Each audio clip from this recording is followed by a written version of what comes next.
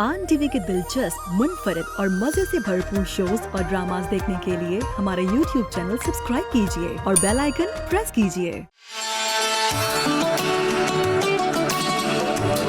अस्सलामुअलैकुम। आन रमज़ान में खुशामदीद। कैसे हैं? ठीक ठाक हैं? मेरी दुआएं आप सबके साथ हैं। हर वक्त आपके साथ हैं। खुश रहें, आबाद रहें, हंसते रहें, मुस्कुराते रहें। रमज़ान का महीना है, नेकियों का महीना है। तीसरा अशरा शुरू हो चुका है और इस नेकियों के महीने में कोशिश करेंगे जितनी ज़्यादा से ज़्यादा आप नेकी कर सकें। अपने आसपास देखें, ख़ासकर अपने रिश्तेदारों में देखें। बहुत से ऐसे करीबी लोग होते हैं हमारे जो बहुत तकलीफ़ में होते हैं। आजकल जो हालात गुज़र रहे हैं, उन हालात की वजह से वो होंगे दुख और तकलीफ़ में। ख़र्चा नहीं होगा उनके पास या बहुत चीज़ें हो सकती हैं, लेकिन वो शर्म के मारे कहते नहीं हैं, क्योंकि उन्होंने कभी मांगा नहीं होता, बोला नहीं होता। तो अच्छा है कि आप खुद ही उनकी हेल्प करें। पहले अपने करीब देखें, फिर और भी आसपास देखें कि कौन है, और यही नेकियां आप कमा सकते हैं। इससे बड़ी नेकी क्या होगी। बस मालिक करीम आप सबकी भी मुश्किलात को दूर फरमाए और हमें नेकियां करने की हिदायत और तौफीक अता फरमाए। और नेकी से याद आया कि हम भी एक छोटी सी नेकी कर रहे हैं। यहाँ पे हमारे साथ यहाँ पे होम शेफ़ आते हैं, वो अपनी जर्नी शेयर करते हैं, अपनी रेसिपीज़ शेयर करते हैं। रेसिपीज़ शेयर करना तो आप समझे एक बहाना है, असल में जो वो अपनी स्टोरी सुनाते हैं कि किन मुश्किलात से वो गुज़रे, यहाँ पे अभी भी खड़े हैं हिम्मत के साथ और वो अभी भी काम कर रहे हैं। उनका एक यकीन कामिल है अपने रब पे। हम ये प्लेटफॉर्म दे रहे हैं उनको कि आप जो हमारे लोग हैं वो ज़्यादा से ज़्यादा उनको जानें, उनको देखें और उनको सपोर्ट करें। और जो भी खाने अपने बताते हैं, फेसबुक पेज बताते हैं, किस तरीके से वो अपना बिज़नेस रन कर रहे हैं, सब कुछ अपनी डिटेल्स शेयर करते हैं आपके साथ। मकसद बस यही है कि आप उनको ऑर्डर्स दें, उनको सपोर्ट करें और बस हमारी भी इस कोशिश को कामयाब बनाने में हमारी मदद करें। तो अब मैं बुला लेती हूँ हमारे आज के होम शेफ़ को, और बहुत अच्छा उनका काम है। काफ़ी टाइम से वो ऑनलाइन काम कर रही हैं और एक मज़े की बात कि उनके फ़ादर उनका बहुत साथ देते हैं। जब वो कुछ बना रही होती हैं, चाहे फिर वो मसाले हों, खाने हों, तो उनके फ़ादर की फुल सपोर्ट होती है। वो भी साथ में लग जाते हैं और कहते हैं बेटा यूँ करो, ऐसे करो। खैर बाकी बातें फिर उनसे ही जानेंगे। अगर मैं भी सही सब कुछ बता दूँगी तो फ़ायदा क्या। तो मैं बुला लेती हूँ, प्लीज़ वेलकम सैरिश।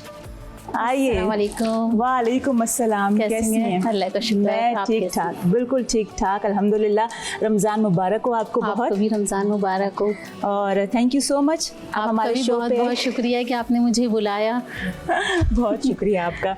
अच्छा आप मुझे ये बताएं कि जिस तरह आपने मुझे बताया कि भी रिसेंटली आपको थोड़ा ही टाइम हुआ आपने खुद अपने स्पाइस ब्लेंड बनाना शुरू किया, और ये बहुत मुश्किल काम है। मुझे लगता है कि मतलब आपको वो एक परफेक्ट आपको मेजरमेंट चाहिए होती है, उसको लॉक करना रेसिपी को, उससे पहले बहुत आपको वर्किंग करनी पड़ती है। जी, मेरे फादर ने मेरा साथ दिया।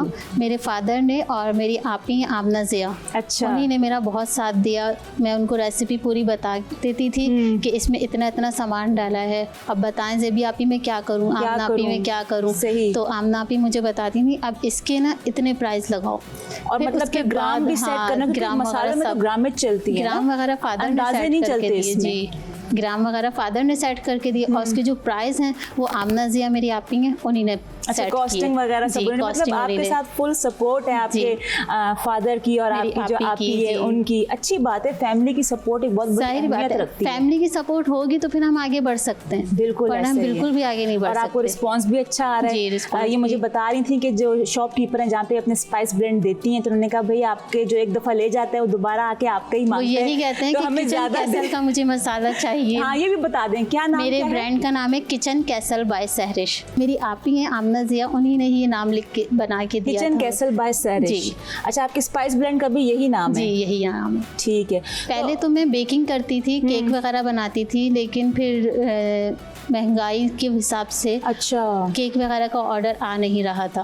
तो फिर मेरे फादर ने कहा सैरिश आप कोई और काम करो, क्योंकि आप देखें ना हर हफ्ते नहीं आ रहा ऑर्डर। आप चॉकलेट एक हफ्ते बाद लेने जाओ, और जिस तरह अंडों के रेट बढ़ रहे हैं, मैदे का रेट बढ़ रहा है, चीनी हो गई, ये सब महंगाई बहुत हो रही है, तो फिर इसलिए हमने मसाले पे काम करना शुरू किया। अच्छा, हमने कहा अब मसाले पे, क्योंकि मसाले तो हर खाने में डल रहे हैं। देखिए सहरिश, बात फिर वही होती है ना कि अल्लाह बहुत रहमान और रहीम है। हमें लगता है ना कि शायद ये मुश्किल बन रही है या हमारा काम नहीं चल रहा, हम कुछ नहीं कर सकते, लेकिन अगर हम सोचें, फर्ज करें अगर आपके ऊपर ये वक्त ना आता, आपको ऑर्डर्स ना आ रहे होते, या अगर आ रहे होते तो आप इस साइड पे स्पाइस ब्लेंड की तरफ ना जाती, आपको जब नहीं आए थोड़ी सी मुश्किलात, अल्लाह ताला मुश्किलें देते ही हुई हैं ताकि हमें कुछ नया देना होता है, कुछ ना कुछ नया देना होता है। हम समझते नहीं है ना, हम कहते हैं क्या हो रहा है, उसने बेहतर से बेहतरीन देना होता है। और आप माशाल्लाह आपके इतने अच्छे स्पाइस ब्लेंडर, बल्कि मुझे आप दे के जाएंगी, मैं सामने कह रही हूँ, चाट मसाला बनाइए, मेरा खुद का चाट मसाला है, बस मैं मंगवाऊंगी आपसे और आप देंगी मुझे, फिर मैं फिर लाजमी ट्राई करूंगी। अच्छा, आप रेसिपी क्या शेयर कर रही हैं? आज हम बना रहे हैं माश की दाल के दही बड़े। माश की दाल के दही बड़े के लिए हमने 50 ग्राम माश की दाल लिया, 50 ग्राम मूंग की दाल ली है। अच्छा, 50 ग्राम हमारे जो व्यूवर्स हैं उनको तो नहीं समझ आएगा, मतलब फिर अगर हम कप में लें तो कितना, क्वार्टर कप? 2 कप। 2 कप क्या चीज़? माश की दाल, 2 कप मूंग की दाल, मूंग की दाल जी। इसको फिर पूरी रात मैंने भिगो दी थी, फिर भिगोने के बाद इसको पानी से निकाल के इसको मैंने चॉपर में पीस लिया। अच्छा, इसको बिल्कुल बारीक नहीं पीसना है, थोड़ा जैसे कहते हैं ना दरदरा सा पीसना है जी। इसके बाद हम इसको अच्छी तरह से फेंट लेंगे। अच्छा, आपने जब इसको ब्लेंड किया जी, और थोड़ा सा दरदरा भी रखना है जी, दरदरा तो इसमें डाला नमक नहीं, या अभी मैंने कुछ नहीं डाला, उस टाइम नहीं डाला, अब डालूं। नहीं, सोडा नहीं डलेगा इसमें, कुछ भी नहीं डलेगा, कुछ भी नहीं डलेगा। ये हम इसमें डालेंगे अदरक। अच्छा, अभी आप डाल रही हैं जी। अच्छा, उस टाइम नहीं डाला? अभी आप उस टाइम नहीं डाला, करने के बाद अदरक, हरी मिर्च, हरी मिर्च, एक हरी मिर्च ले ली थी, और इसमें हम डालेंगे नमक, और नमक डालेंगे जी। अच्छा, अक्सर लोग कहते हैं कि मीठा सोडा डालना चाहिए, हम डालते हैं तभी फूलते हैं, और सारी इसकी क्या वजह है? जो गुठली सी बन जाती है कभी कभार। इसको हम जितना ज़्यादा फेंटेंगे ना, इस तरह से एक ही डायरेक्शन में हम फेंटेंगे इसको। आप फेंटते हुए दिखाएं किस तरीके से, मतलब क्लॉकवाइज एक ही साइड पे आपने एक ही साइड पे इस तरह से कर इस तरह फेंटते रहना है, ठीक है। इसको जितना फेंटेंगे हम, जितना ज़्यादा गुठली नहीं आएगी। बिल्कुल, मैं आपको बताती भी चलूँ कि ये सहरिश ने बड़ी अच्छी एक टिप शेयर की है, अक्सर गुठली बन जाती है। आप जो भी, चाहे माश की दाल के भले आप बना रहे हो या बेसन के आप बना रहे हो, इसका तरीका ये है कि आपने क्लॉकवाइज आपने इस तरह से मिक्स करना है अच्छी तरह से आपने, और तकरीबन 8 से 10 मिनट तक ये इसका टाइम है। 8 से 10 मिनट तक आप इसको इस तरीके से आप विस्क करते रहेंगे, जिस तरह हम वो केक को करते हैं ना, एयर इनकॉर्पोरेट करने के लिए उसमें बेकिंग पाउडर नहीं डलता और केक इतने अच्छे तरीके से रेज होता है हमारा, वही टेक्निक है। फिर आप पानी में डालें, चेक करें, अगर फुल्की जो है पानी में ऊपर तैर रही है तो इसका मतलब है कि अब ये फ्राई करने के लिए तैयार है। जी सहरिश, अब बताएं क्या करना है? मैं डालडा कुकिंग ऑयल यूज़ कर रही हूँ। डालडा का तो मैं रोज़ ही आपसे बात करती हूँ कि जहाँ डालडा वहाँ ममता, ना बदला ज़माना ना बदला डालडा, क्योंकि अब तक भी इन्होंने अपनी क्वालिटी पे कॉम्प्रोमाइज़ नहीं किया। और सबसे बड़ी कामयाबी की बात ये होती है ब्रांड की कि वो अपने क्वालिटी को हमेशा परफेक्ट रखता है अपने कस्टमर्स के लिए। जी, तो अब आप बताएं, अब आप क्या इसको कर रही हैं? अब क्या डाला है आपने इसमें? सहरिश, मैंने पकड़ लिया, मैंने देख लिए क्या डाला है? नमक डाला है मैंने इसमें। नमक डाला है जी। अच्छा, अब आप इसके बनाएंगे? इसके बड़े बना लेंगे, बड़े बना लेंगे, ठीक है। तेल गरम हो गया। अच्छा, बड़े बना के फिर आप इसको थोड़ी देर पानी में भी? जी, इसको हम पानी में डिप करेंगे, पानी में डिप करेंगे हम तकरीबन 5 मिनट। फिर इसको हम दही के अंदर डाल देंगे। फिर दही में डालने के बाद हम इसमें दही में चीनी डालेंगे, 4 टेबल स्पून, आधा किलो दही है ये।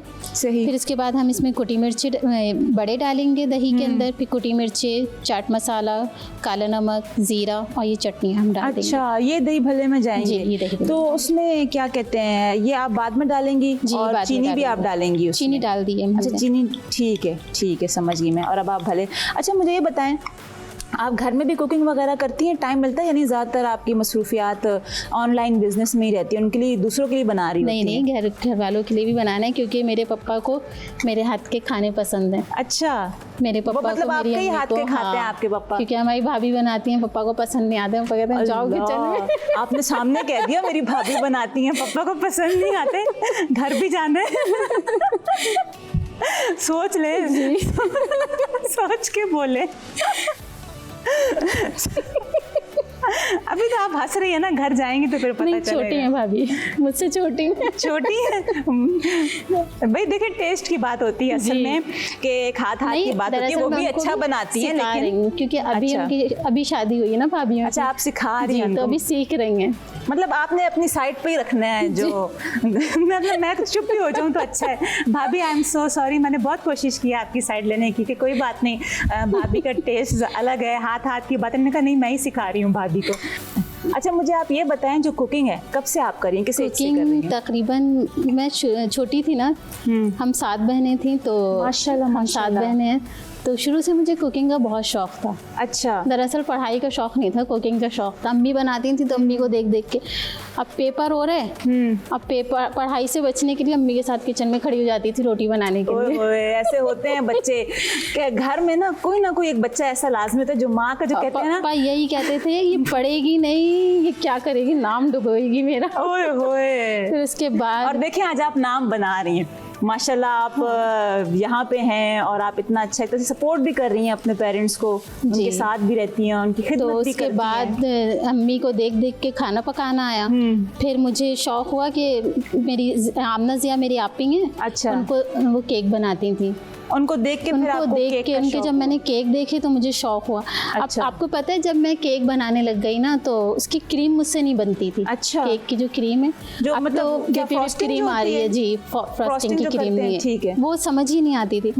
अब मैं हर किसी से मशवरा ले रही हूँ, क्रीम कैसे बनेगी, ये क्रीम कैसे बनेगी। किसी ने मुझसे कहा इसके अंदर अंडा डाल के फेंटो, किसी ने कहा होगा जेलीटन डाल दो, जेलीटन किसी ने डालो, कहा होगा इसको और आधा क्रीम freeze बन करो के ही और नहीं दे आधा- रही थी मुझसे। अच्छा, ये मसले तो फिर खैर मैंने अपनी शुरू में सबके आमना साथ जिया होते हैं। मेरी आपी हैं, हाँ। उनसे मैंने कहा आमना आपी, मुझे ना समझ में नहीं आ रही क्रीम कैसे बनेगी। ठीक फिर है। उन्हीं ने मेरा एडमिशन करवाया डेक्स्टर इंस्टीट्यूट में। हाँ। फिर वहाँ से माशाल्लाह से मैंने ठीक डिप्लोमा है। किया, अच्छा, कहाँ से डिप्लोमा किया? Dexter institute. अच्छा, आपने डिप्लोमा जी। किया वहाँ से? फिर वहाँ से माशाल्लाह। मैंने डिप्लोमा किया और फिर माशाल्लाह से आपने मैं आगे बढ़ गई। आगे बढ़ रही माशाल्लाह। और माशाल्लाह उसके बाद competitions से- में भी आप हिस्सा जी, ले चुकी competition हैं। में- और इनकी कोशिश यही होती है कि मैं कॉम्पिटिशन में हिस्सा लूँ, अपने आप को और घूम करूँ, ज़्यादा से ज़्यादा सीखूँ, जो कि अच्छी बात है सैरिश, बहुत जी, अच्छी बात है। कंपटीशन। फिर मैंने सैंडविच केक बनाया। मेरी अच्छा। कोशिश होती है कि सबसे हटके बनाऊं। सही। फिर मैंने सैंडविच केक बनाया और सैंडविच केक जब बनाया तो उसमें माशाल्लाह से मुझे 8 अवार्ड मिले हैं। ओह, सैंडविच केक में आपको जी। 8 अवार्ड्स मिले? वाह वाह वाह।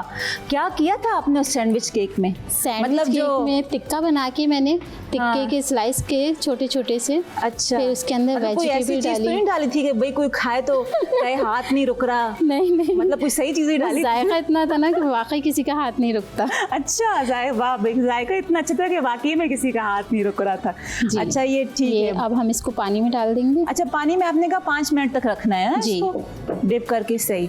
और पानी का क्या टेम्परेचर हो, ये भी थोड़ा बता दें पानी हमारे नॉर्मल viewers हो। को। नॉर्मल हो। पानी। ठीक है, क्योंकि ये भी बड़ी एक उलझन है ना, कोई कहते हैं कि नीम गर्म हो, नहीं, कोई नॉर्मल कहता है थोड़ा पानी। ठंडा हो। अच्छा, और इसमें आप कुछ डाल नहीं रही ना पानी में? अक्सर नहीं। लोग इसमें भी स्पाइसेस वगैरह डालते नहीं, हैं मैं इसमें फ्लेवर कुछ के नहीं लिए। डाल रही। बस क्योंकि आप पहले से ही उसमें इसमें हलवे में हमने पहले से चुकी डाल हैं दिया। ना। अच्छा, चूल्हा बंद कर दूं? हो जी, गया बंद ना कर। आपका काम। चलें जी, आप बनाएं सैरिश, और मैं बस यूं गई और यूं आई आपके पास चेक करने और देखने के क्या आपने सही। किया है। और जैसे कि आप देख रहे हैं कि आज बन रहे हैं दही भल्ले, जो कि बनेंगे हमारे अफ्तार दस्तरखान की जीनत। अब हम ले रहे हैं एक ब्रेक, मिलते हैं ब्रेक के बाद, देखते रहें आन रमज़ान। वेलकम बैक, आप देख रहे हैं आन रमज़ान, और अब बहुत ही फेवरेट सेगमेंट आपका, हम सब का, और बहुत अच्छा मुझे फीडबैक आ रहा है। लोग सवालात पूछ रहे हैं मुझसे, और उसी में से मुझसे किसी ने पूछा कि ज़िम्मेदारी क्या है, एहसास ज़िम्मेदारी क्या है। बहुत अच्छा सवाल है कि क्या हमें एहसास होना चाहिए किसी काम के करने का, या कोई हमें एहसास दिलाएगा तो हम करेंगे, या फिर ये एक ज़िम्मेदारी है हम इसको खुद ही कर लें बजाय से कि कोई हमें एहसास दिलाए। ये कुछ चीज़ें हैं जो उलझ रही हैं आपस में। सवाल वाकई में उलझा हुआ है, तो मैंने कहा क्यों ना इसके बारे में मैं डॉक्टर वजाहत से ही पूछूं, क्योंकि बहुत अच्छे तरीके से, एक बड़े तरीके से वो एग्जांपल्स दे के समझाते हैं। और अच्छी बात यह है कि आपको वो सारी बातें हेल्थ टिप्स ही हैं जो समझ आ रही हैं। तो डॉक्टर वजाहत प्लीज आइए और ज्वाइन कीजिए। जनाब अस्सलाम वालेकुम। वालेकुम अस्सलाम, कैसे हैं आप? बिल्कुल ठीक है, अल्लाह का शुक्र। आप कैसी हैं? ठीक हैं? अल्हम्दुलिल्लाह बिल्कुल ठीक ठाक, और माशाल्लाह अच्छे लग रहे हैं आप। बहुत शुक्रिया, बहुत शुक्रिया। आप भी बहुत अच्छी लग रही हैं, ये बदला नहीं है बिल्कुल। हाँ, मैं ये हकीकत पूछ है, लूं। ये हकीकत है। अच्छा वजाहत, मुझे किसी ने पूछा मुझसे, उन्होंने अपने बारे में बताया कि आज जैसे बहन भाई हैं, तो उन्होंने कहा कि मुझे अपनी बहन को एहसास दिलाना पड़ता है, मुझे कहना पड़ता है कि तुम ये काम करो, मैं थकी हुई हूँ, मेरी हेल्प करो, तो वो नहीं करती। तो मैं क्या करूँ? मतलब उसको अपनी जिम्मेदारी का एहसास नहीं है, या उसे एहसास दिलाना पड़ेगा उसकी जिम्मेदारी का? तो ख़ास उन्होंने मुझे कहा कि डॉक्टर वजाहत से पूछें और मेरे इस मसले का हल बताएं कि वो क्या बोलते हैं इस मसले का। बिल्कुल जनाब, और ये जो इशू है बड़ा कॉमन इशू है, ख़ास तौर पे जब हम रिश्तों की बात करते हैं, जब हम रिश्ते निभाने की बात करते हैं। ठीक, हम ज़बानी कलामी तो बहुत प्यार जता लेते हैं एक दूसरे को, सुबह से लेकर रात तक हम कहते रहते हैं मुझे तुमसे बहुत प्यार है, मैं तुम्हारे बगैर रह नहीं सकता, या तुम तो मेरे भाई हो। लेकिन जब अमली तौर पे आप एक घर में रहते हैं या आप एक छोटी सी दुनिया में रहते हैं जहाँ पे आपके रिश्तों का साथ होता है, तो वहाँ पे रिश्ते जो हैं वो चलते हैं दोनों तरफ से। ठीक, और दोनों तरफ से जब चलते हैं रिश्ते, तो जिम्मेदारी भी दोनों साइड पे होती है। ऐसे ही है। ठीक, किसी की फाइनेंशियली जिम्मेदारी है, किसी की मोरली जिम्मेदारी है, कोई आपको जनाबे अली घर के छोटे मोटे कामकाज में जिम्मेदारी देता है और लेता है। ये सारी चीजें हैं, जब आप ये कंट्रीब्यूट करते हैं मिलके, तो फिर रिश्ता जो है ना वो परवान चढ़ता है और फिर उसको मेंटेन रख सकते हैं। अब हम बात कर रहे हैं एहसास जिम्मेदारी। अब दो वर्ड्स हैं ये, एक है एहसास, जी, ठीक, और एक जिम्मेदारी। एहसास आपको हजारों चीजों में होता है। कोई मरीज बीमार है, आप वहाँ जाके एहसास करते हैं, फील करते हैं, एम्पैथी होती है आपके अंदर, आप जाते हैं। लेकिन एहसास जिम्मेदारी जो है, उसका जो एहसास है वो अमूमन या तो आपके अंदर इनबॉर्न होता है। अच्छा, ठीक है, आपको ये फैमिलीज में आप देखा हुआ होता है, आपने माँ बाप को देखा हुआ होता है, तो या तो वहां से आता है। और अगर वो नहीं होता तो ये यकीन करें कि जब तक उनको जगाया ना जाए, खटखटाया ना जाए जाके उनके दरवाजे पे, उनके दिमाग के, जब तक ये एहसास खुद ब खुद पैदा नहीं हो सकता। मतलब खुद से नहीं होगा, उनको ये एहसास दिलवाना पड़ेगा। और अगर तो वो देखते हुए आ रहे हैं तो फिर तो समझे तरह से वो उनकी रूट में है, वो करेंगे, उनको कोई बुरा भी नहीं लगेगा। बिल्कुल। तो फिर मुझे वजाहत आप ये बताएं कि आपने तो ऐसी कोई बात कर दी कि उनको खटखटाना पड़ेगा, उनको एहसास दिलाना पड़ेगा, तो ये मुश्किल काम नहीं है? मतलब किसी और को एहसास दिलाना कि भाई आपकी जिम्मेदारी है, आप करो, और वो जो कर नहीं रहा। बिल्कुल मुश्किल काम है, आसान काम नहीं है। एक आदमी जो एक काम नहीं करता हो या एक औरत वो काम नहीं करती हो, जब आप उससे पूछे अभी क्यों नहीं करती, तो वो ये बोले कि मुझे क्या पता मैं क्यों नहीं करती। ठीक है ना, या मेरा इससे कोई ताल्लुक बनता नहीं है, तो इसका मतलब ये डिनाइल है। अच्छा। डिनाइल का लेवल वो होता है जहाँ पे आपको दिमाग के पीछे सबकॉन्शियसली भी नहीं पता कि आप गलती कर रहे हैं। ठीक है, अच्छा। जैसे कि आप छोटी सी बात है, लोग दस्तरखान आजकल सजा रहे होते हैं, इफ्तारी का टाइम है, जी जी, एक शख्स बैठा हुआ है या एक औरत बैठी हुई, वो काम नहीं करती। अच्छा। किसी ने पूछा भाई तुम भी कुछ काम कर लो, तुम भी कुछ उठा के रख दो, तो कहती कि मैं ये काम कहाँ करती हूँ, तुम्हें पता ही है, मुझे तो इन कामों में काम कराना भी अच्छा नहीं लगता। अच्छा। तो हम उनको बोले कि नहीं, सब मिलके काम कर रहे हैं तो आप भी कर लें, तो वो कहते हैं कि नहीं मैं ये काम नहीं करती, मुझे पसंद ही नहीं है। So this is denial of responsibility at that place जहाँ पे आपको सबको काम करते नजर आ रहे हो और आप नहीं करते, आप नहीं कर रहे। अब इसका मसला ये नहीं है कि उसके काम नहीं करेंगे तो काम सारे रुक जाएंगे, प्रॉब्लम ये नहीं है। प्रॉब्लम ये है कि रिश्तों में दरारें आना शुरू हो जाती हैं। अच्छा। सामने वाला जो ज्यादा सर्फ कर रहा है अपनी जिंदगी को, अपने सेहत को खराब कर रहा है, मेहनत ज्यादा कर रहा है, और दूसरा जो पार्टनर है, दूसरे रिश्तेदार है घर के, वो अपने सारे के सारे काम उसके सर पे लाद दे। बिल्कुल, मतलब खुद कोई भी, जैसे कोई भी उसका कंट्रीब्यूशन नहीं है, कुछ भी नहीं कर रहा, बस आप उसी से ही करवाई जा रहे हैं। बिल्कुल। तो ये भी गलती नहीं है अगर वो करता जा रहा है वजाहत? मतलब वही अब बात आपकी मैं पूछूंगी कि आप एहसास दिलाने वाली बात है। देखिए इंग्लिश में एक सेइंग है ना, we teach people how to treat us. ठीक है, हम लोगों को सिखाते हैं कि वो हमें किस तरह का रवैया रखे।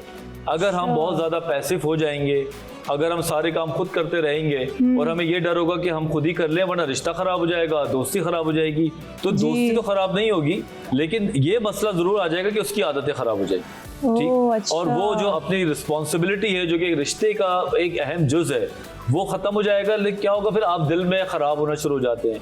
आप दिल आपका टूटने लगता है कि मैं ही सारा काम करूं, मैं ही कमाऊं, दूसरा कुछ ना करे, मैं ही घर के काम करूं, दूसरा कुछ ना करे। और जब आप बहुत लेट हो जाते हैं और जब आप दूसरे से फिर जाके कहते हैं कि भाई तुम भी तो कुछ करो, तो वो उस लेवल पे होता है कि वो उसको समझ नहीं आता कि मैं क्या करूं। तो हमें चाहिए ये जो डिनाइल है विच इज एन एक्सक्यूज है, ये बाकायदा बहानेबाजी है। अच्छा, ठीक, जिस तरह और एक्सक्यूज होते हैं ना, मैं लेट हो गया ट्रैफिक की वजह से, मैं नहीं आ ट्रैफिक को फलां जगह फंसा हुआ था। तो ये जो एक्सक्यूज है ना, ये हम बड़े अच्छे तरीके से इस्तेमाल करते हैं जब हमें इससे जाती मौके की वक्ती तौर पे फवायद मिलना शुरू हो जाते हैं। अच्छा, वजाहत बहुत अच्छी आपने बात की, लेकिन एक थोड़ा सा सवाल एक मेरे जहन में आया कि क्या ये एक माँ की जिम्मेदारी नहीं है कि वो छोटी उम्र से ही, चाहे लड़का हो या लड़की, उसके अंदर ये एक जिम्मेदारी का एहसास पैदा कर दे? माँ की भी है, बाप की भी है, दोनों की है, बिल्कुल। दोनों जो है बराबर के शरीक होते हैं। बच्चे को जब परवान चढ़ाते हैं शुरू के 3 साल, जो फिर अगले 3 साल भी जिस तरह ये बड़े इंपॉर्टेंट है हमारा। आप यकीन करें कि बच्चे जो है वो अपने खून में ही चीजें शामिल कर रहे होते हैं, आप ये समझ लें। उनके ब्लड स्ट्रीम में स्टाइल जा रहा होता है जो अपने माँ बाप को करते देखते हैं। इसलिए कहते हैं कि खास तौर पे वो माँ बाप जो अपने बच्चों को बहुत लाड प्यार में पालते हैं, जरूरत से ज्यादा पैम्परिंग करते हैं, ये उनके साथ दुश्मनी है। अच्छा। समझ लो कि वो अपने बच्चों को मफलूज कर रहे हैं। मतलब वालिदैन खुद कर रहे हैं अपने बच्चों को? बिल्कुल, अपने हाथों से प्यार के जरिए मफलूज कर रहे हैं। हमें चाहिए कि बच्चों को काम काज कराते रहें, घर में छोटे मोटे काम कराएं, गिलास वहां पे रख दो, लाइट का बटन बंद कर दो, जाके ये चेक करो, अपना चाय का कप वापस रखो, अगर अपना तुम ज्यादा खाना खाते हो तो उसकी प्लेट किचन में रखकर आओ, भले ना धोए, लेकिन छोटा काम कराना जरूरी है। मतलब छोटे छोटे से शुरू करें हम बच्चों की तरबियत। छोटे छोटे काम आप यस करते रहते हैं ना, जैसे कि छोटे छोटे यस आपको बच्चे के मिलते रहेंगे तो बड़ा यस मिलने के भी चांसेस डेवलप होते हैं। अच्छा। लेकिन अगर बच्चा छोटा यस भी नहीं करता, अब आप उसे दे रहे हैं मुश्किल काम, तो वो तो मना करेगा। फिर उस बच्चे की हो गई शादी, या उस बच्चे की हो गई शादी, वो चला गया दूसरे लाइफ पार्टनर के साथ, वहां पे बम का धमाका हो जाता है कि भाई ये कैसे शख्स हो या कैसी औरत हो, तुम्हें तो पता ही कुछ नहीं है, तुम्हें कुछ आता नहीं है, आपको वो तो क्रैश कोर्सेज तो होती नहीं शादी के बाद, वाकई में, है ना।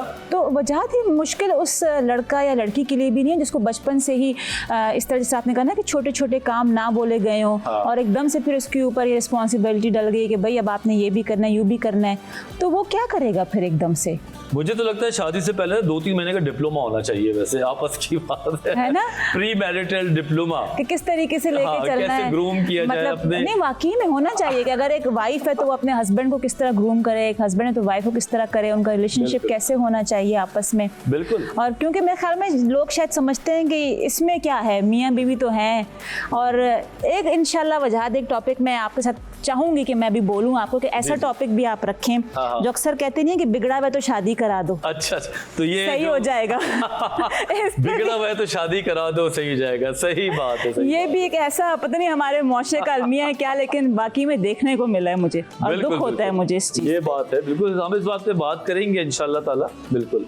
अब बारी हो गई है हमारे किचन की। देखिए, बातें दिल नहीं भरता मेरा, इतनी सारी पता नहीं चलता वजात का टाइम कहाँ चला जाता है। अभी बहुत सारे सवाल रह गए थे वैसे मेरे, लेकिन यहाँ आना भी जरूरी है। होम शेफ हैं भाई, इन्होंने इतने जबरदस्त आज बनाए दही भल्ले हमारे अफ्तार के लिए। आज बस अफ्तारी के लिए रख लीजिएगा सारे के सारे, वो तो हमारे पास ही आते हैं और किधर जाते हैं। जी सहरिश, एक दफा बता दें आपने इसमें क्या क्या डाला है भाई, हमारे व्यूअर्स को बताएं। इसके अंदर मैंने कुटी मिर्ची डाली, पहले दही को फेंट के चीनी डाल के फेंट लिया था। जब चीनी अच्छी तरह से घुल गई तो मैंने इसके अंदर बड़े डाले, फिर उसके बाद मैंने इसके ऊपर कुटी मिर्ची डाली हैं, चाट मसाला डाला है, और ज़ीरा भून के डाला है, भून के कूट लिया था वो डाला है, और इसमें मैंने डाली है हरी चटनी। जी, भून के कूट के डाला है, फिर जायका अलग आ जाता है। और जो आप कह रही हैं क्या, चाट मसाला तो आपकी अपनी रेसिपी है? चाट मसाले की मेरी अपनी रेसिपी है। चाट मसाला डाला, फिर मैंने इसमें मीठी चटनी डाली है और ग्रीन वाली चटनी डाली है।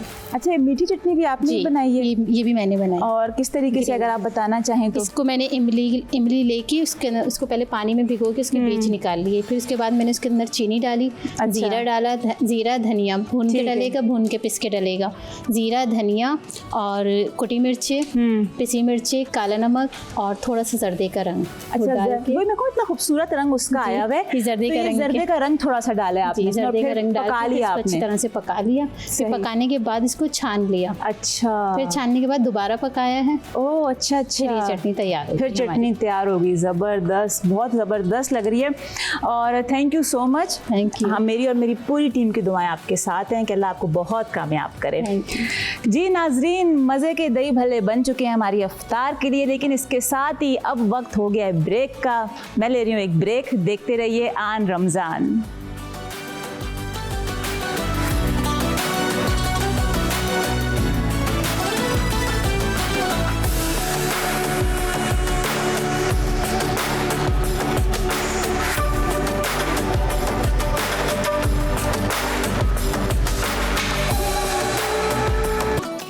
वेलकम बैक, आप देख रहे हैं आन रमज़ान और अब बारी है झटपट रेसिपी की। आज मैंने सोचा क्यों ना कुछ मीठा बना लूं। इतने टाइम से मैं सेवरीज़ की रेसिपीज़ आपके साथ शेयर कर रही थी, तो मेरा दिल चाहा कि कुछ मीठा भी होना चाहिए, क्योंकि मेरा अपना बहुत दिल कर रहा है मीठे का।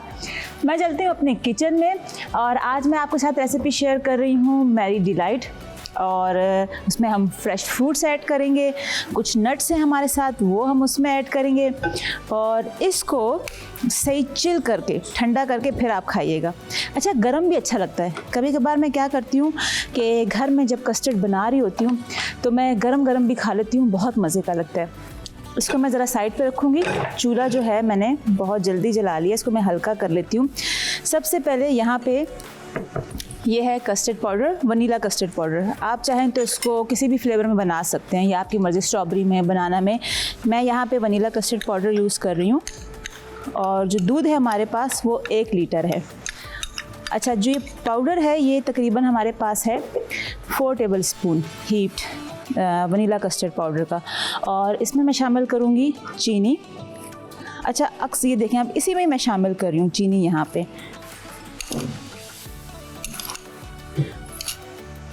ये मैंने चीनी शामिल कर ली, इसको मैं मिक्स करूँगी और अभी मैं इसमें पानी डाल के इसका मिक्सचर रेडी कर लूँगी। और दूध भी ठंडा है, ये मिक्सचर मैं उसमें ऐड करूँगी, उसके बाद मैं इसकी कुकिंग स्टार्ट करूँगी। कभी कभार इस तरह ये एक इशू होता है कि आप जब कस्टर्ड बना रहे होते हैं, दूध गर्म होता है और उसमें जब आप मिक्सचर ऐड करते हैं तो गुठलियाँ वगैरह बन जाती हैं और फिर आपको उसको स्ट्रेन करना पड़ता है, या कभी कभार तो ऐसा भी होता है कि बहुत गुठलियाँ बन जाती हैं और आपका पूरा कस्टर्ड की जो एक स्मूथनेस है वो नहीं रहती उस तरह से। अच्छा, ये टेक्निक मैंने सीखी थी ऑस्ट्रेलिया में, जब मैं अपने कोर्सेज़ करने गई थी चॉकलेट एंड पेटिसरी की, तो वहाँ हम पैक्टिन यूज़ करते थे जिससे जेली बनती है, और उसमें हम कैस्टर शुगर उसी टाइम हम उसमें ऐड करते थे और मिक्स करते थे, क्योंकि अगर उसको डायरेक्ट हम ऐड करेंगे किसी भी फ्रूट प्यूरे में तो वो एकदम से उसकी लम्स बन जाते हैं।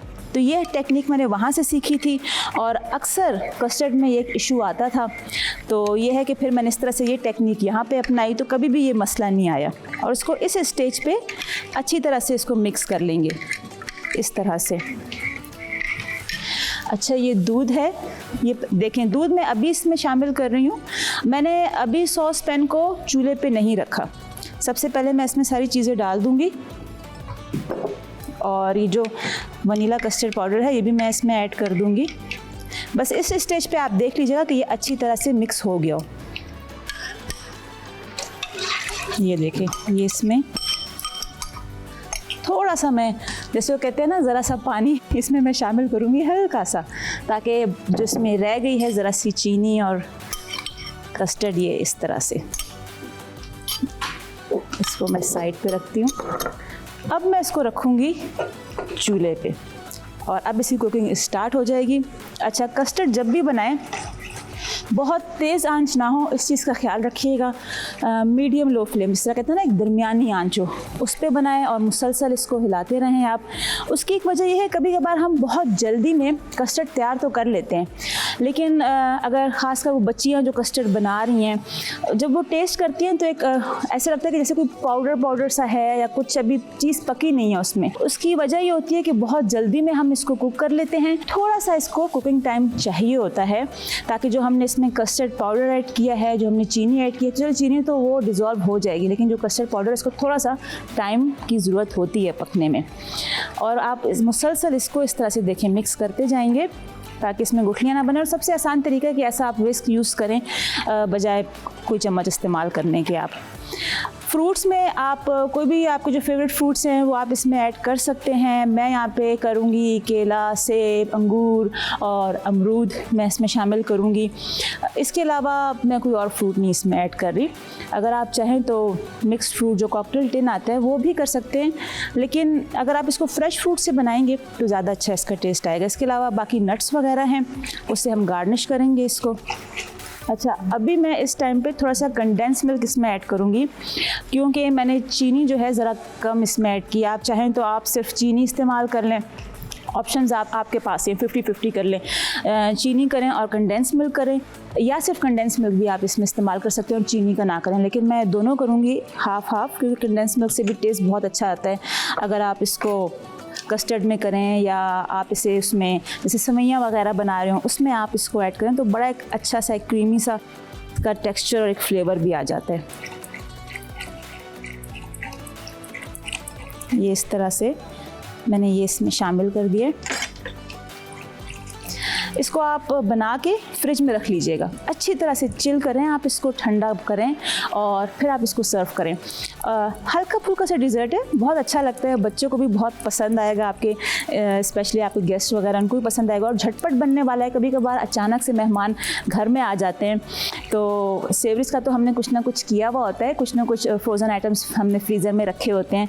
मीठे का एक होता है कि क्या करें, कुछ मीठे में भी होना चाहिए, और कस्टर्ड तो ऐसी चीज़ है कि हर किसी के घर में मौजूद होता है, दूध भी होता है, ना हो तो करीब से मंगवा लें, किसी को भेज दें। अगर आपने कुछ मंगवाना है तो फूड पांडा का अपना मार्ट है, आप उनसे मंगवाइए, आप कॉल करें, उनके मार्ट में देखें, जो जो आपको इंग्रेडिएंट्स चाहिए वो आप उनसे मंगवाएं और इतनी आसानी, घर में बैठे बैठाए आपके पास सारी इंग्रेडिएंट्स भी आ जाएंगी। गेस्ट बैठे हुए हैं, कोई परेशानी की बात ही नहीं है। ये देखें इस तरह से। अच्छा, चूल्हा मैंने बंद कर दिया, अभी ये गर्म है और इस तरह से इस टाइम पे मैं इसको मिक्स करूँगी अच्छी तरह से। ये देखें इस तरह से। अच्छा, विस्क यूज़ करने का यही फ़ायदा है कि जो अक्सर लम्स बन जाते हैं ना वो नहीं बनेंगे। अब जिस तरह हम लोग इस तरीके से, हमारा एक स्टाइल है मिक्स करने का, इस स्टेज पे आप जब इसको अच्छी तरह से मिक्स कर लेंगे तो जो लम्स का इशू है वो नहीं रहेगा। ये देखें।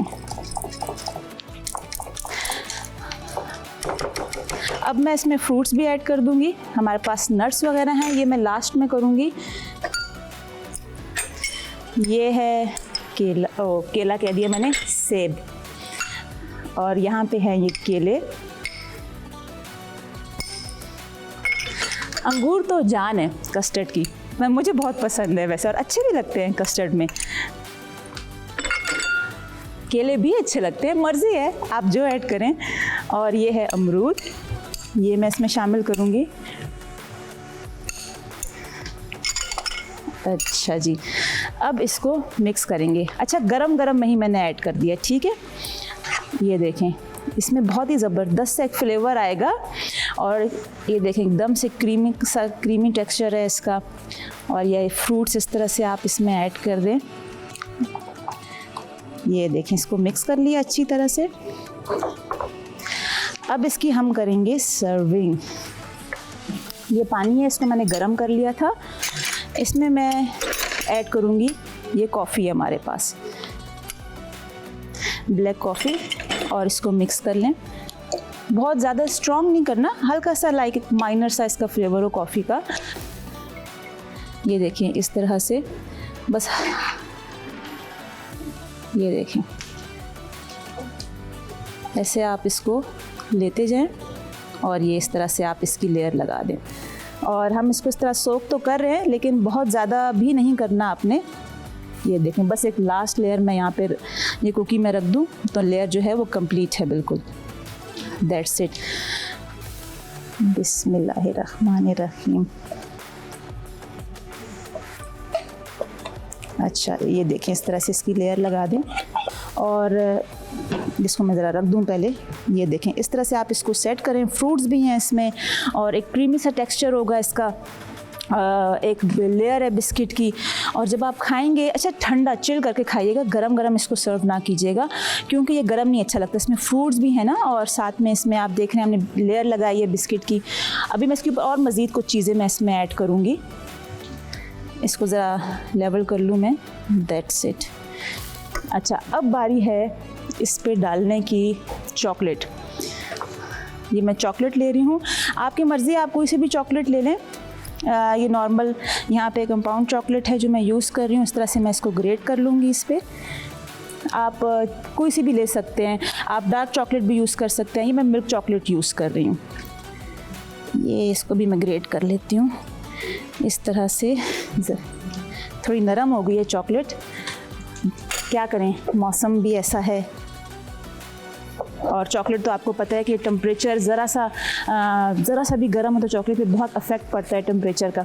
चॉकलेट बहुत डेलिकेट चीज़ है, इसको टेम्परेचर के मामले में इसका बहुत ख्याल रखना पड़ता है। अच्छा, इस तरह मैंने चॉकलेट ऐड कर ली और ये यहाँ पे मेरे पास नट्स हैं। आप मिक्स नट्स का पैक ले लें, वो आप इस पे डालें। देखिए अभी मैंने पहले पिस्ता शामिल किया था, ये यहाँ पे काजू है और ये हैं अखरोट और थोड़ा सा रह गया इसमें, मैं वो भी शामिल कर दूँ। और ये रहे बादाम, इस तरह से ये मैंने इसमें डाल दिया। और एक चीज़ रह गई है, वो है खोपरा, डेसिकेटेड कोकोनट, ये भी इस तरह स्प्रिंकल कर दें। और ये देखें, रेडी हमारी झटपट आज की जो आज का मीठा था, मैरी डिलाइट तैयार है। और आप ट्राई कीजिएगा, बस इंग्रेडिएंट्स आपके पास हो ना हो तो आप फूड पांडा से मंगवा लीजिएगा। और अब टाइम हो गया है एक ब्रेक का, ब्रेक बनती है, हम ले रहे हैं एक ब्रेक। मिलते हैं एक ब्रेक के बाद, देखते रहें आन रमज़ान।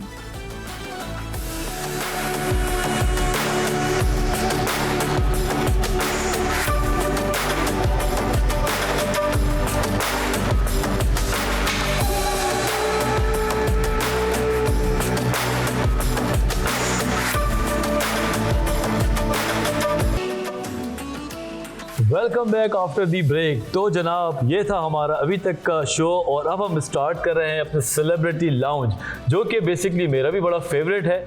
और आज जो आ रहे हैं कौन आ रहे हैं? उनका तो मैं भी फैन हूँ भाई, जो बात है वाकई में जी, मैं भी फैन हूँ। अच्छा जी जी, जब से हमने उनको देखा, कोई ना कोई काम करते हुए देखा, कभी कॉमेडी कर रहे होते हैं और कभी सीरियस रोल कर रहे होते हैं और इतनी खूबसूरती से निभाते हैं।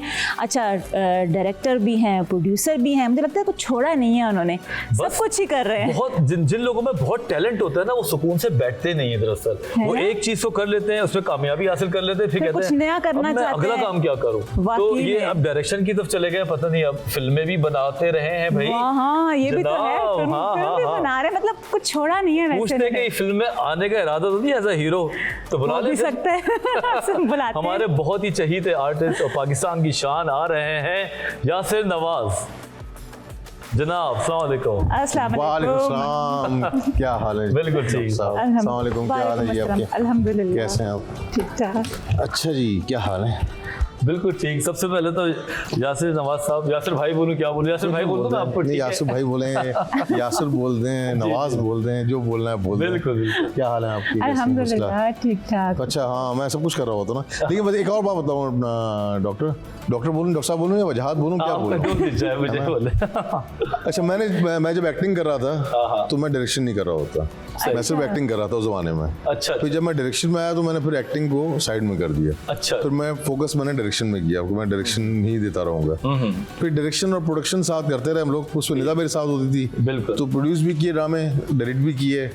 फिर कुछ अर्सा मैंने एक नया अपना एक चैनल ज्वाइन कर लिया था, जियो, तो वहाँ मैं 8-10 साल रहा हूँ एज डायरेक्टर। तो मेरा हमेशा ये रहा कि मैं एक्टिंग और डायरेक्शन साथ साथ लेके नहीं चलता। अच्छा अच्छा। एक सीरियल किया था मैंने सिटकॉम, नादानियाँ, शायद देखा हो होगा। कैसे वो तो बोल बहुत सकते हैं, हिट ड्रामा था। उसका तो गाना भी था ना एक बड़ा मजे का। नादानियाँ और आजकल भी आपका चल रहा है, अभी दोबारा मैंने से चल रहा है जी। यूट्यूब के लिए शुरू किया मैंने वो। लेकिन सच वो मैंने 8-10 एपिसोड किए, ज़्यादा नहीं कर सका क्योंकि वो मुझसे कॉमेडी हो नहीं रही है। अच्छा अच्छा। अब वो एज के उस हिस्से में आ गए हैं कि अब उस तरह की कॉमेडी है, नादानी वाली कॉमेडी, अब कुछ और कॉमेडी होनी चाहिए, तो वो करेंगे इंशाल्लाह। तो कोशिश ये करनी चाहिए, मैं बल्कि और जो देखने वाले उनको कहूँगा कि अगर आप एक कश्ती में सवार हैं तो उसी में रहें। अगर आप स्विच करते रहेंगे ना, तो हमारे यहाँ बहुत से लोग होंगे आज के यंगस्टर्स, कभी इस फील्ड में जाते हैं, कभी उस फील्ड में जाते हैं, कभी ये काम कर रहे होते हैं, 6 महीने ये किया, साल वो किया, फिर वहाँ चले गए, इधर चले गए। सही बात है। तो उससे फिर ना आप यहाँ के रहते हैं ना वहाँ के रहते हैं। बिल्कुल सही है। तो जब मैं एक्टिंग छोड़ के डायरेक्शन में आया तो मुझे उस वक्त कितनी ऑफर्स हुई। अच्छा, तो एक्टिंग छोड़ के जब यासिर भाई आप डायरेक्शन में आए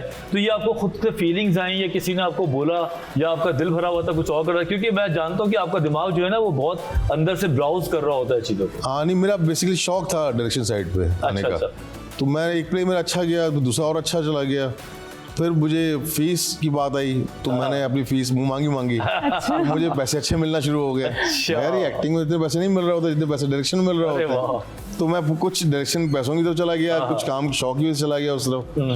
तो बेसिकली शौक था कि मैं डायरेक्शन साइड पर आऊँ, लेकिन उस डायरेक्शन का जो मुझे नुकसान हुआ, मेरा वजन बढ़ता चला गया। बिल्कुल, वो हमें भी नजर आया, आप असली बात है, वो हमें भी जब आप होते हैं ना एक्टिंग, फिर आप जिम चले आते हैं, आप डाइट का ख्याल कर रहे होते हैं, स्क्रीन कैमरा के सामने आ रहे होते हैं, तो फिर आप उसका ख्याल कर रहे होते हैं। लेकिन जब डायरेक्शन में आते हैं तो फिर आपको सुबह आना है और रात पैकअप पे जाना है, तो उस वक्त आपको सिर्फ घर जाके सोने का आता है, बेड मिले और सो जाऊं जाके मैं। सही बात। तो वो खाना भी ज्यादा होता है, आप टेंशन में ज्यादा खा रहे होते हैं, भूख लग रही होती है। मेरा तो है टेंशन ज्यादा भूख लगती है मुझे। अच्छा। अब दोबारा से मैंने एक्टिंग स्टार्ट की है, तो वजन कम कोशिश कर रहा हूँ कम करने की, लेकिन बड़ा मुश्किल है वजन कम करना। एक बार निकल जाए ना तो काबू नहीं आता था। वजन बढ़ाना आसान है, कम करना आप लोग माशा आप लोग गॉड गिफ्टेड फिट है। नहीं हमें भी काबू रखना पड़ता है अपने खाने पे। अच्छा, कुछ लोग होते हैं 1 बजे जिम जाते हैं भाई, आपको देखा मैंने जिम जाते हुए भी, एक्सरसाइज करते हुए, लेकिन कुछ लोग होते हैं जो गॉड गिफ्टेड फिट होते हैं। सही बात है। मैं उनमें से नहीं हूँ। मैं तो आप हम 5 मिनट पराठे और अंडों की बातें करेंगे ना, मेरा वजन बढ़ना शुरू हो जाएगा। मतलब पानी भी लगता है, जो कहते हैं ना पानी भी लगता है, वो वाला पानी नहीं, बातों में ही शुरू हो जाता है, वजन बढ़ जाता है। तो इनको बता दें आज हमारे पास बड़ी रेसिपी जो बनी हुई है ना, बहुत मजे की है यासर भाई। रोजे में मुझे रेसिपी बताइएगा। मैं जब भी आप आते हैं मैं यूँ देखता हुआ आया था कि किचन में देखता हुआ ना हूँ मैं। ये अच्छा ये बताइए यासर भाई कि एक्टिंग मुश्किल लगी? वैसे तो मैं ये बात सवाल करता हूँ, अच्छा नहीं लगता, लेकिन फिर भी कि कौन सी चीज़ें ज़्यादा चैलेंजिंग लगी आपको? देखिए, मुश्किल और आसान, जिसको हर चीज़ मुश्किल कर सकते, बेशक। अगर आपको काम लपेटना है, पेलना है, फिर तो हर चीज़ आसान है। लेकिन अगर आपको सीरियस काम करना है और सीरियसली काम करना है किसी फील्ड में, तो आपको पेन तो लेना पड़ेगा, टेंशन तो लेनी पड़ेगी।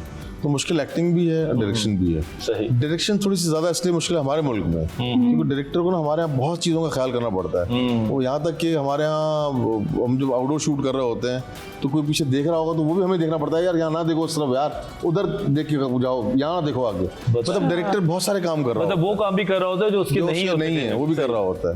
लोकेशन में जनरेटर का मसला हो गया, डीजल चला गया, वो भी देख रहा होता है। टेक्निकल मसले, लोकेशन वाले ओनर ने कह दिया कि 10 बजे शूट फारिग कर रही है, पैकअप करना है, तो वो भी डायरेक्टर देख रहा होता है, यार बस 20 मिनट रह गए, सीन खत्म होगा कि नहीं होगा। सही बात है। तो हमारे डायरेक्शन इस हवाले से मुश्किल है। सही बात है। बाकी दुनिया में शायद इतना मुश्किल ना हो, हमारे यहाँ बहुत मुश्किल काम है।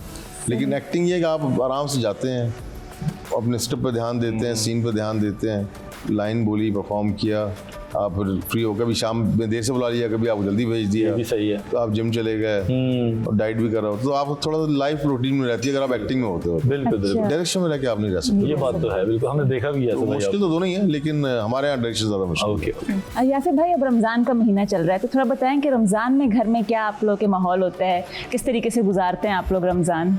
भाई रमज़ान, शुरू के रमज़ान तो लड़ झगड़ के गुजारते हैं, जो कि नहीं लड़ना चाहिए, लेकिन शुरू में जरा आपको ऐसी बात है, बॉडी ट्यून नहीं होती, ट्यून होते बॉडी को जरा एडजस्ट होते टाइम लगता है। तो अफ्तार में मुझे भूख लगती है, सच बताऊं, और 90% मैं कहूँगा कि मेरी गलती होती है, लड़ाई होती है ना, क्योंकि मुझे भूख बर्दाश्त नहीं है। और अफ्तार का टाइम स्पेशली स्टार्ट का शुरू के दिन है, तो उसमें अफ्तार से कोई आधा घंटा 1 घंटा पहले मेरे घर वाले, बच्चे, निदा सब घबराए होते हैं, यार ये चीज़ जो बोल रहा है ना वो चीज़ पूरी होनी चाहिए खाने पीने में, तो नहीं तो फटा हो जाएगा। और ये शुरू में 1-2 दफ़ा ज़रा नाराज़गी भी होती है, लेकिन आहिस्ता आहिस्ता सब ख्याल आता है कि गलती मेरी है। ऐसा तो नहीं आपको ऊपर भेज देते हो, पहले फ्लोर पे जाके बैठ जाए अफ्तारी के टाइम पे? बिल्कुल ऐसे होता है, वो खुद ऊपर आके बैठता है, मैं नीचे बैठा होता। अक्सर जो मैं अकेला अफ्तारी कर रहा होता हूँ शुरू के रोज़ों में, तो वो खुद ऊपर बैठे होते हैं, बच्चे निदा सब ऊपर बैठे होते हैं कि ये मूड ऑफ हो गया है और पकोड़े नहीं मिले टाइम पे, या मिर्चों वाले पकोड़े नहीं मिले, या फला पकोड़े नहीं मिले। अच्छा। तो शुरू में होता है, जो कि नहीं होना चाहिए, लेकिन बस मैं गुस्सा कहता ना, इसलिए उससे हराम करार दिया, ऐसे नहीं दिया गया। लेकिन चले, ये एक बात पकोड़ों का तो बता दिया भाई ने, ये भी बताएं कि अगर दस्तरखान पे कोई 1-2 चीजें कमी हो, वो कौन सी हैं जिनको देख के आप कहते हैं ये कहाँ है? नहीं, मेरा अफ्तारी का ना मुझसे पूछा जाता है कि आप अफ्तारी में क्या करेंगे। मैं ज्यादा चीजें नहीं रखता अफ्तारी में, मुझे एक फेवरेट डिश होती है, वो एक होनी चाहिए। वो क्या है? अब वो रोज डेली अलग होती है ना, तो मेरा अलग खास डिश जरूरी है। अच्छा, मैं अफ्तार और वो नहीं करता, मैं साथ ही करता हूँ, अफ्तार सहरी बस ये खाता हूँ मैं। ठीक ठीक। इफ्तारी में खाना खाता हूँ और सहरी में सहरी करता हूँ, बीच रात को खाना नहीं खाना। अच्छा अच्छा, या वो इंटरमिटेंट जो डाइटिंग चल रही है साथ जी जी में। जी। हाँ। तो मैं फिर अफ्तार में खाता हूँ तो मैं चोकर की रोटी होती है मेरी, वो खास आटे की, और कोई एक खास डिश होती है जो वो चाहे मटन रोस्ट हो, ठीक है। चाहे फिश अच्छा। हो, चाहे प्रॉन्स हो, तो एक खास डिश होती है मेरी, तो मुझसे एक दिन पहले पूछ लिया जाता है। अच्छा अच्छा। तो अब वो नौबत नहीं आती चल रहा होता है भाई। मैं वो अफ्तार में एक डिश खाता हूँ, हाँ। फिर सेकंड डिश हुआ सहरी में, सहरी का भी पूछ लिया जाता है क्या खाओगे सहरी में। अच्छा अभी बता दो क्या खाना है, उस वक्त सर में दर्द ना करना हमारे। हाँ ऐसे ही है ना। ऐसे ही फिर अगर कोई चीज़ ना मिले से मैं सुबह बोल दिया मुझे मटन रोस्ट खाना है, ये 3-4 दिन पहले की बात, शुरू के रोजे की बात है, तीसरा चौथा रोजा था। ओके। तो मैंने बोला मुझे मटन रोस्ट खाना है। अब मैं बोल के चला गया, मेरी वो कुक ने बोल दिया हाँ ठीक है। उसको याद ही नहीं कि मटन तो ऑफ है। फिर वो निदा को बताया तो छुट्टी होती है मटन की, तो फिर निदा तो बाहर अभी आजकल इतने बड़े बड़े स्टोर्स बने हुए हैं, वहाँ तो 7 दिन मिलता है। तो खैर वो जल्दी 7 बजे खाना, 6:30 बजे गोश्त आया गया है, वो बनाया गया। तब तक मेरा मूड खराब हो गया था, लेकिन बचत हो गई लड़ाई अच्छा में। यासिर भाई, आप खाने के तो बहुत शौकीन है और फरमाइशें भी करते हैं, कभी खुद गए हैं किचन में, खुद जाएं और अपनी मर्जी का कुछ बना के और खुद खाएं? औरतों वाला सवाल किया है इन्होंने, मैं बता रहा हूँ। ये सच बताऊं, मुझे शौक है, मेरा रेस्टोरेंट भी है डिफॉल्ट के नाम से, मुझे शौक है बनाने का, मुझे आता नहीं है बनाने। अच्छा। मैंने रेसिपी ली अपने, हमारा खास मसाला था, मैंने वो, मैं बल्कि वो छोटा सा किस्सा है, मैंने एक दिन बनाया घर पे, मसाला लेकर आ गया घर पे। अच्छा। मगर मटन कढ़ाई बनाऊंगा तो वो अच्छी बन गई। अच्छा। मगर बड़ी मजे की बन गई वो मसाला, मैं अपने शेफ से मालूम करके आ गया था उस रेसिपी उसकी। अच्छा अब मैं कहा ये अच्छा बना दी, तो मैं कल दावत करता हूँ दोस्तों की, मैं ये बनाऊंगा। सही। तो मैंने बुला लो, मैंने को 8-10 दोस्तों को बुला लिया, मगर आज मैं मटन बनाऊंगा, मटन कढ़ाई मटन देखना। कढ़ाई, ओहो। अच्छा मैंने वो बनाया किचन में जाके, जब रखा तो वो बड़ा गिप गिप सा, वो जो एकदम मजा नहीं आ रहा था उसमें। अच्छा अच्छा। मगर क्यों नहीं मजा, कल तो बड़ी मजे की थी, आज मजे की क्यों नहीं है? तो मुझे ख्याल है मैं ऑयल तो डाला ही नहीं मैंने, मैं पानी डाल दिया, टमाटर डाल दिया, गोश्त डाल दिया, उसमें ऑयल डालना होता है, मैंने ऑयल डाला ही नहीं, वो इतना मैश हो गया, अजीब हो गया। वो खाया दोस्तों ने खाया, वो शुक्र है निदा ने साथ में कुछ और बनवाया होता। अच्छा। वो खाया, इसको साइड में कर दिया। मैं यार मैं ऑयल डालना ही भूल गया मैं। और सब खा भी गए वो ना, नहीं खाना तो खा तो सकते थे आप, बनावट सही था, ऑयल का जो मजा होता है ना वो था ही नहीं उसके अंदर। तो पहले दिन तो मैंने डाला था ऑयल, सेकंड डे ऑयल ही नहीं डाला मैं। तो दूसरी डिश बनी हुई थी, पर दोस्तों ने सब वो खाई, मैं नहीं बना सकता। अच्छा, फिर नहीं आपने दोबारा कोशिश की, कभी फिर नहीं गए आप किचन में? नहीं, जाता रहता हूँ, लेकिन मुझे उसका बनाने का शौक नहीं है, आता नहीं है बनाना, शौक है, आता नहीं है मुझे बनाना। अच्छा, निदा भाभी के हाथ का क्या पसंद है जो आप फरमाइश भी करते हैं और बनवाते हो? निदा सिर्फ शादी के फौरन बाद निदा ने कुकिंग शो शुरू किया था जियो से। अच्छा। तो वो कोई था 40-50 एपिसोड थे उसके। अच्छा अच्छा। तो वहाँ से बना के आती थी, घर में सीख के आती थी, शेफ महबूब के हाथों। अच्छा। और घर पे आके वो बनाती थी। वाह जी, तो उसकी वजह से मेरा वजन बहुत बड़ा है। अच्छा। चीज मेयोनीज पता नहीं क्या क्या डलता है उन चीजों, अंग्रेजी खानों में। जी जी। तो वो स्टेक बन रहा है, फलां चीजें बन रही हैं, तो मैं वजन बढ़ता चला गया मेरा उस चक्कर में। सारा मजे का ही तो होता है। निदा खाना बहुत अच्छा बनाती है, निदा कम बनाती है, लेकिन जब बनाती है बहुत अच्छा खाना बनाती है। बिल्कुल, जब मूड होता है तो फिर वो आपको खिलाती है। हाँ, मूड होता है बनाती है। और जब लड़ाई हुई भी होती है तो फिर क्या होता है कि आपको आता नहीं है, वो बनाएंगी नहीं, तो फिर आप किसको देखते नहीं, हैं कि कुक भाई होती है, कैसे खाता है? तो घर में कुक बना रहे होते हैं, हाँ, वही होता है। और अब तो बाहर, अब खाना, अब बाहर में हमारा एंटरटेनमेंट है क्या, आप गेट से बाहर निकलो तो आपको 10 खाने की मिल जाएंगी वैरायटीज। हाँ, ये बात ये भी तो है। वो चक्कर है ही नहीं, हो गए घर में बीवी नहीं बनाई तो क्या खाऊंगा। तो आप बाहर देख ले भाभी, कह रहे हैं कि कोई नहीं, अगर नहीं बनाएगी तो क्या फर्क पड़ता है, मैं बाहर से मंगा लूंगा। बाहर से मंगा लूंगा। बहुत गलत बात है ये, बहुत गलत बात। ऐसे ही होता है, होता भी ऐसे ही है। अच्छा, जैसे भाई शूट्स पे तो अभी भी यहाँ रमजान में भी चल रहे हैं, क्या स्केड्यूल है, किस तरह मैनेज कर रहे हैं? नहीं, रमजान के मेरे शुरू के हफ्ते शूट थी, अब वो खत्म हो गया। एक सीरियल किया मैंने, अच्छा। डायरेक्ट किया, और उसमें 100% नई कास्ट ली है मैंने। अच्छा। नया तजुर्बा किया हूँ, जो करके देखते हैं। तो इक्विपमेंट और डीओपी और सब हमारे ये क्लास है, ये कास्ट तकरीबन सब वो है जो जिन्होंने बहुत कम काम किया है। कुछ लोगों ने थिएटर किया है, कुछ लोगों ने मॉडलिंग की है, तो ज्यादातर नए लोग हैं उसमें। अच्छा अच्छा। तो वो एक देखते हैं कामयाब होता है नहीं होता। वो है यूट्यूब के लिए, वो मैं इसके चैनल के लिए नहीं है। अच्छा अच्छा। वो मेरे अपने पेज के लिए, फरीद नवाज प्रोडक्शंस। तो कैसा तजुर्बा रहा? मुश्किल तो नहीं हुई? बहुत मुश्किल था, है ना? अच्छा, मुझे अंदाजा नहीं था इसका कि इस हद तक मुश्किल हो सकती है, क्योंकि जाहिर सी बात है थिएटर का एक्टर या जो कमर्शियल्स करते हैं, जो मॉडलिंग करते हैं, उनको टीवी की लैंग्वेज अलग होती है। बिल्कुल जी। कहाँ रुकना है, कहाँ बोलना है, कहाँ पॉज लेना है, कहाँ इंसर्शंस देने हैं, किस टोन में बोलना है, तो मुझे लगा मेरी मेहनत डबल ट्रिपल हो गई है। बेशक, तभी मैंने ये सवाल पूछा आपसे। बिल्कुल, नए लोगों के साथ काम करना तो मुश्किल काम था। अब अगर वो कामयाब होता है तो इसका मैं कहता हूँ सारा क्रेडिट मुझे ही जाएगा, क्योंकि मुझे अंदाजा है कि कितना पेन लिया है मैंने इसको बिल्कुल बनाते हुए। अच्छा यासिर भाई, आप अपने भाइयों के साथ भी काम करते हैं, तो उनके साथ कैसा आपका एक्सपीरियंस रहता है काम करने का? बहुत बुरा।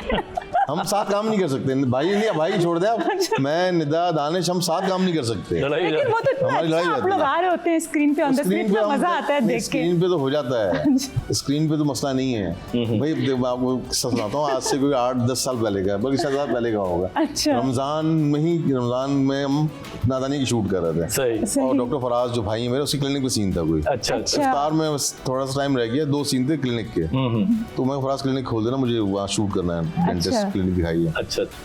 तो अब दानिश का रोजा, हिजा का भी रोजा, मेरा भी रोजा, अच्छा। हम तीनों का रोजा, और अफ्तार में सिर्फ कोई 1.5 घंटा रह गया होगा। ओहो। और क्लिनिक करीब था घर से। तो दानिश निदा ने कोई बोला कि या मेरी वो चश्मा नहीं मिल रहा, मैं रखा था, नहीं दानिश चश्मा देखा मेरा कहाँ रखा था? अच्छा। तो दानिश है क्या बता, मुझे चोरी का इल्जाम लगा रही है। नहीं चश्मा वहाँ रखा था, तो आप कहीं घर पर है, नहीं क्या मतलब आपका? नहीं मैं, आप यार अजीब बात करो। तो मैं तब गया, मैं दानिश बच्चों वाली बातें कर रहे हो यार आप, नहीं मुझे कैसे बोला चश्मा रखा? अब वो रोजे की हालत में 1 घंटा पहले, मैं भी रोजे में, निदा मुझे चुप करा है, फराज दानिश चुप करा है, वो हमारी रोजे में ऐसी लड़ाई। जो एडी था, असिस्टेंट, आप तो माशाल्लाह डायरेक्टर हो गया दिशान, वो पुराना असिस्टेंट था मेरा, बोला यासिर भाई एक सीन करना है, एक सीन करना है बस कर रहे हैं। तो आपने बताया नहीं, सीन तो चल रहा है। जो एक्टर है वो इमाम साहब, अमीर इमाम साहब, उनको जाना था अवतार से पहले। अच्छा। तो वो जरूरी है भाई, सीन करना। चक्कर सीन कराओ। अब हम लड़ाई हुई है मेरी और दानिश की, निदा की तो नहीं हुई थी, निदा तो नहीं बोली बीच में। अब मूड ऑफ और सीन करना, कॉमेडी आपको, चले जी सीन करो भाई, हो गया। लेकिन वो साफ बात है, वो मजा नहीं आया, वो हमें पता चलता है ना कि एक्टिंग लड़ाई हुई है, तो मूड ऑफ हुआ है हमारा। बिल्कुल। फिर अफ्तार के बाद दानिश खुद आया सॉरी करने, निदा से सॉरी मेरी गलती थी। हो सकता है सबको रोजा लग रहा होगा। वही होगा, आधा घंटा 1 घंटा पहले आप छोटी बात बुरी लग रही होती है ना। और उसमें काम भी कर रहे हैं रोजे में, फिर आप काम भी कर रहे हैं, सुबह से काम कर रहे हैं, सुबह से लगे हुए हैं, तो कॉमेडी कर रहे हैं ऊपर से, कॉमेडी में एनर्जी ज्यादा चाहिए होती है। सही बात। तो हम साथ काम नहीं कर सकते, ये मैंने अंदाजा लगाया, हम तीनों जो है ना। लेकिन ये कहते तो आप है साथ काम नहीं कर सकते, लेकिन काम किया भी बहुत है माशाल्लाह। नहीं किया ना, कहाँ किया था हमने काम? नादानी किया, उसके 108 एपिसोड किए हैं।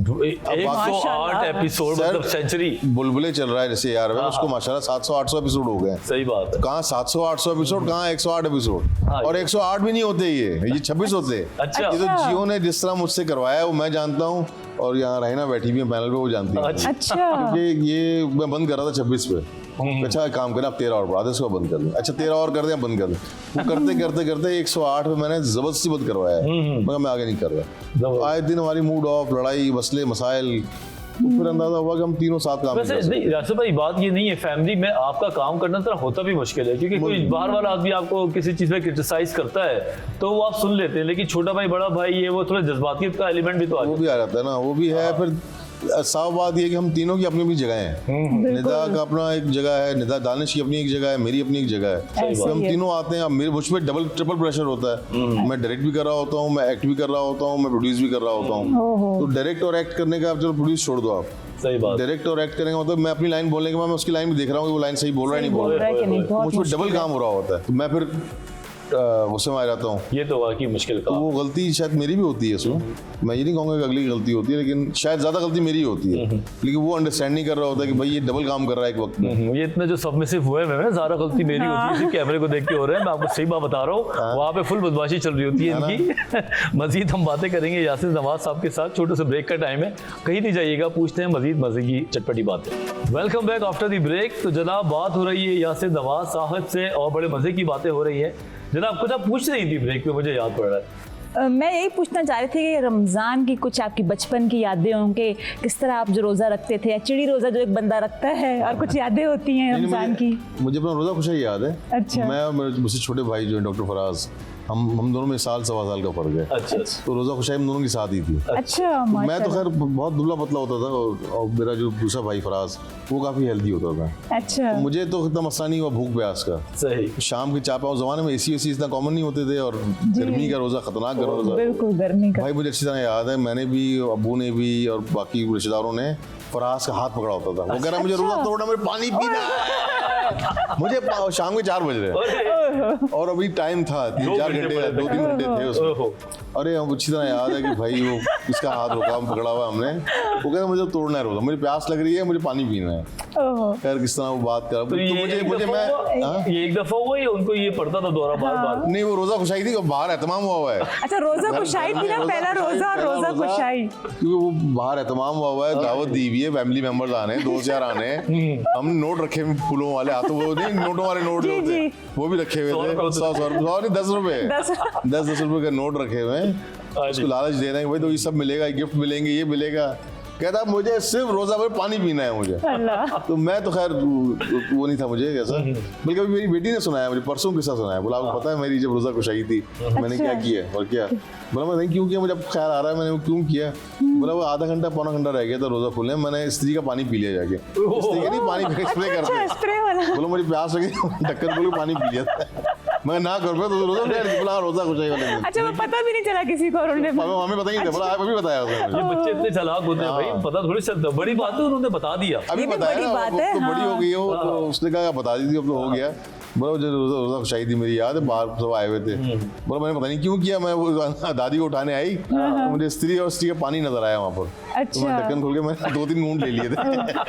अच्छा यासिर भाई, आपके बच्चे माशाल्लाह पढ़ाई के लिए बाहर गए हैं और ये रमजान है, तो किस तरह फिर आप महसूस कर रहे हैं उनके बगैर ये रमजान गुजर रहा है? नहीं, बहुत मिस कर रहे हैं बच्चों को, क्योंकि एक बेटा अमेरिका गया है, एक बेटी लंदन गई है, माशाल्लाह। तो मिस कर रहे हैं दोनों को, जाहिर सी बात है। बेटी तो शायद आएगी पढ़ने का, अपना 10 दिन के लिए आने वाली है। अच्छा। लेकिन मिस कर रहे हैं, लेकिन एक अच्छी बात हो गई है, हम टेक्नोलॉजी को कितना बुरा कहें, लेकिन ये व्हाट्सएप वीडियो कॉल ऐसी है कि आपको करीब रखती है। तो हम वो चारों, हमारी फैमिली ग्रुप बना हुआ हम चारों का, अच्छा। तो वीडियो कॉल पे हम बैठे होते हैं, हम सहरी भी कर रहे हो, अफ्तारी कर रहे हो, गपशप लगा रहे हो, टाइमिंग अलग है बिल्कुल, हमारी से अफ्तारी हो रही होती है तो उनके अभी 2 घंटे होते हैं, 4 घंटे होते हैं बिल्कुल। उसकी से मैं बल्कि परसों मैं बेटे से बात कर, मैं अफ्तारी कर रहा था, अच्छा। वो कह रहा मैं सहरी करने जा रहा हूँ, अमेरिका का टाइम डिफरेंस है, तो ये मिस करते हैं ऐसे बच्चों को, लेकिन करना पड़ता है पेरेंट्स। सही बात है। तो ये तो पहली रमजान है ना कि बच्चे बाहर गए, पहले 4 में 3 महीने हुए। तो आप ज्यादा मिस करते हैं या निदा ज्यादा मिस करती है? कौन ज्यादा जज्बाती हो जाता है? वो ना रोने धोने वाला एक सीन चल जाता है, जज्बाती निदा ज्यादा हो जाती है। मैं शो नहीं कर रहा होता एक बाप की हैसियत से, कंट्रोल किया हुआ होता है, मिस तो हम दोनों ही करते हैं, लेकिन निदा ज्यादा शो करती है। और बस ये वहाँ जाके वो लोग सेटल हो गए, अभी वो भी शोर करते हैं कि हमें आपकी याद आ रही है, वापस आना है, या किसी की भी बात नहीं? अभी अब बोलते हैं, लेकिन वो दबे अल्फाजों में बोलते हैं। उसे बेटी आने वाली है तो बड़ा खुश हो रही है, मैं ये दोस्तों से मिलना है, मिस कर रही हूँ, लेकिन वो यार पढ़ने गए हैं तो इंशाल्लाह ताला।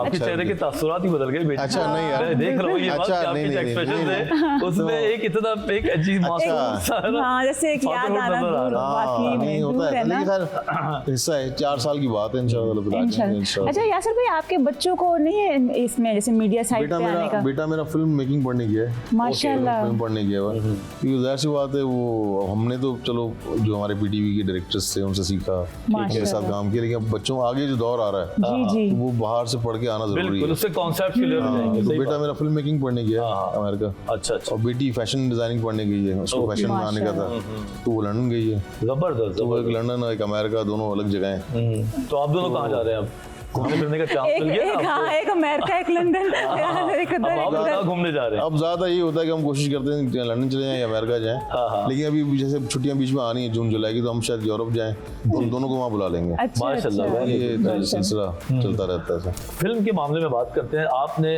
पाकिस्तानी फिल्म इंडस्ट्री को फिल्म दी भी हैं और कोशिश आपकी हमेशा ये रही है कि अगले लेवल पे हम जाएं, इस बारे में आप क्या कहते हैं? रोशनी डाल दीजिए जनाब। अच्छा, फिल्म का हमारे ना फ्यूचर था ना कभी होगा, फिल्म का फ्यूचर नहीं है हमारे यहाँ, ये बात है। हम शौक है हमें सबको बनाने का, हम चाहते हैं कि फिल्म साइड पर आए, लेकिन हकीकत ये है कि हम फिल्म की तरफ आ नहीं सकते।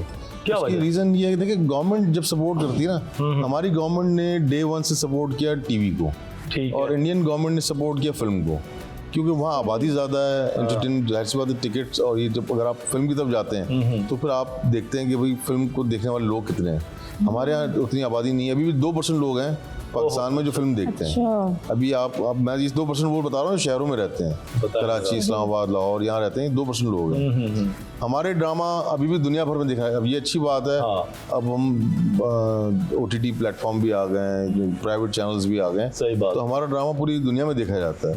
और अब हमारे ड्रामे को बनाने वाले भी इस काम को लेकर बहुत सीरियस हैं। अच्छा, ये इस तरह नहीं कि भाई चलो भाई खेलकूद में बना लिया और चलो हो गया नहीं। अब वो कंटेंट टीम बनी होती है, ड्रामा डायरेक्टर कौन है, पीछे क्या किया हुआ है, एक्ट्रेस का नाम क्या है, तो अब हमारे ड्रामे को भी बहुत सीरियसली बनाया जाता है। बिल्कुल। तो गवर्नमेंट ने शुरू किया, सपोर्ट किया डे 1 से ड्रामे को। ठीक है। फिल्म का नहीं है फ्यूचर हमारे यहाँ, फिल्म शौक है, हमें भी शौक है, ये बदकिस्मती है हमारी कि हमारे यहाँ फिल्म का फ्यूचर नहीं है। बिल्कुल बिल्कुल। तो अब ये कि आपको क्या लगता है, सिर्फ गवर्नमेंट की ही एक वजह है या हीरो हीरोइन में भी कुछ कमी बेशी नजर आ रही है आपको? क्योंकि आप एक डायरेक्टर की हैसियत से भी देखते हैं, वो जो हीरोइज्म जो है, जो आज से 10-8 साल पहले भी पाकिस्तानी फिल्मों में था, मोहम्मद राना भाई थे, शान भाई थे, इस किस्म का कुछ कमी बेशी है या सिर्फ ये प्रॉब्लम आ रहा है? देखिए फिल्म का अब जो है वो अगर आप देखा जाए ना तो इंडिया भी कोई बहुत फिल्म में कुछ जगह, क्योंकि पहले था एक चैनल, चैनल एंटरटेनमेंट आपके घर में आ गए, 100-150 चैनल आ गए हैं। तो ये OTT प्लेटफॉर्म जो 2-4 बड़े हिट चल रहे हैं वो अलग आए हुए हैं। तो फिल्म अब अगर आपको मूवी रिलीज होती है और फिल्म देखना एंटरटेनमेंट एक महंगा मीडियम हो गया है। बिल्कुल। अब आप मूवी देखने जाते हो फैमिली के साथ तो 8-10 हज़ार का खर्चा है। ये बात भी है। तो अब आप देखते हो मूवी आई है जुमे को, रिव्यूज आ गए, लोगों ने कमेंट्स दे दिए, मुख्तलिफ पेजेस में आ गया या फिल्म देखनी चाहिए, उसके बाद जाता है जाए नहीं जाए, देखना चाहिए, एक गलत बता रहा है, 2 बोल रहा है गलत है, फिल्म बुरी है, तीसरा बोल रहा है बुरी है, तो फिर आप नहीं जाते फिल्म देखने। अच्छा, ये बात तो है। ये अब वो फिल्म का जो हमारे यहाँ भी बुरा हाल है, तो इंडिया में बहुत बुरा हाल है। जी अगर हम अभी देख रहे हैं, आप देखें उनकी पूरे साल में एक फिल्म हिट हुई पूरे साल में, तो करोड़ों का बजट उनके, वो ज्यादा परेशान है, हम इतना नहीं, क्यों हमारा तो ड्रामा स्ट्रॉन्ग था। सही बात। और ड्रामा एंटरटेनमेंट माशाल्लाह हमारे यहाँ इंडस्ट्री जो है वो अभी भी वो तो पहले से बेहतर होती जा रही है। बिल्कुल। तो अच्छा, ये मुझे बेहतर से मुझे याद आया आपके वालिद साहब का काम। तो जो आपके वालिद साहब थे, आपने उनसे क्या इंस्पिरेशन ली, उनको देख के सीखा या बस खून में था कि आ गए? भाई सच बताऊं, यही स्टूडियो है PTV का, यही स्टूडियो था, और इसी स्टूडियो में मुझे काजिम पाशा साहब ने एक ऑडिशन में रिजेक्ट किया था। यहाँ इधर सेट लगा हुआ था, क्या बात है ना, इस सेट को थोड़ा और आगे ले जाएं, और ये स्टूडियो भी है। अच्छा, तो यहाँ पर सेट लगा हुआ। काजिम पाशा, मुझे काजिम पाशा नाम लग रहा है। मेरे एक ससुर हैं। एक ससुर है। ये तो आपने वायरल कर दिया, ससुर थे। नहीं है ससुर है, उस वक्त नहीं थे।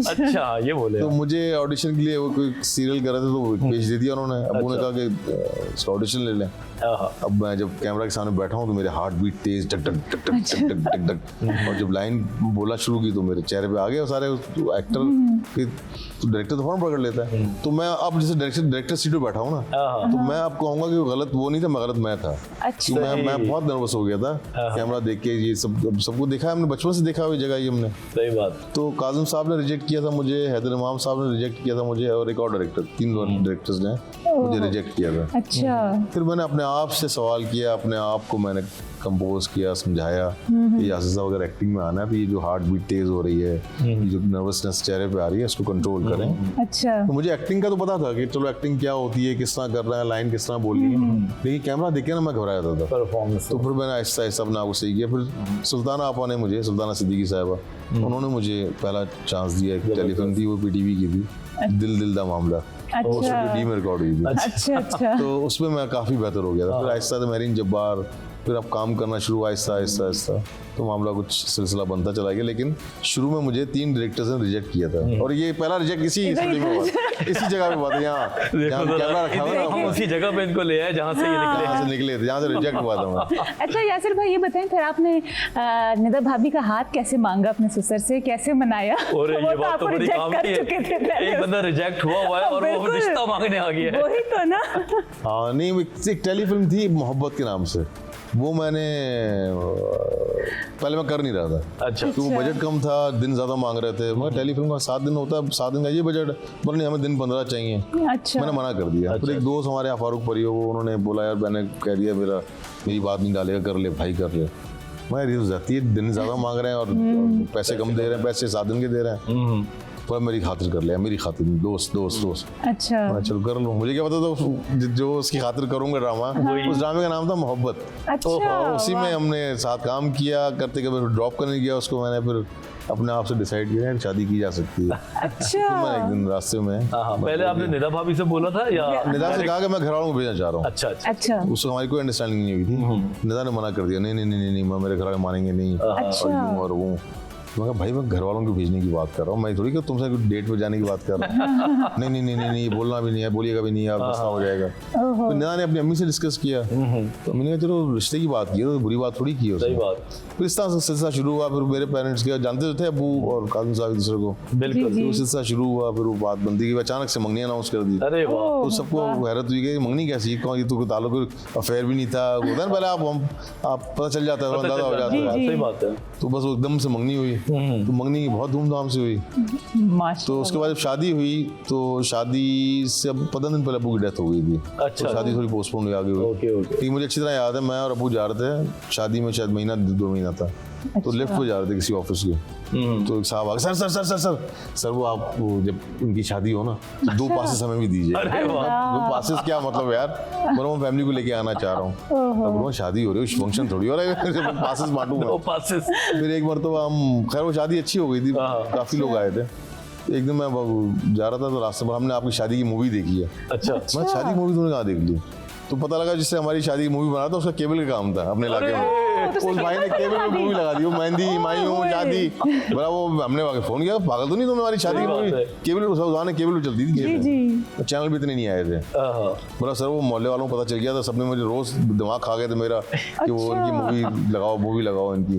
तो मैंने एक दिन लगा दी, चलो जी, लगा के सबको दिखा दी, हमारे पूरे मोहल्ले को दिखा दी यार ये अच्छा है। तो ये सिलसिला असलम बना था। बड़े मजे मजे की यादें हैं ये तो। अभी बल्कि मैं परसों में VHS मेरे हाथ में आ गई थी मंगनी की। अच्छा। मैं इसको DVD में कन्वर्ट करता हूँ, ये मजे की होगी। माशाल्लाह। तो कैसा आज माशाल्लाह कितना टाइम हो गया है आपकी शादी 21 साल कंप्लीट हो गया, 22वां साल शुरू होगा जून में। माशाल्लाह क्या बात है, क्या बात है। कैसा अभी तक मामला कैसा रहा, कुछ नोक झोंक हुई या मजे से चल रहा है, मजा आ रहा है? नोक झोंक भी होती है, लड़ाई झगड़े भी होते हैं, प्यार मोहब्बत भी होती है। ये तो मुझे पता है, लड़ते आप हैं। हाँ नहीं ये बात है, ये बात तो पता है। नहीं नहीं नहीं मतलब यासिर भाई सिर्फ लड़ते हैं और निदा भाभी बनाती हैं। देख नहीं लड़ते भी यही है, बनाते भी यही है।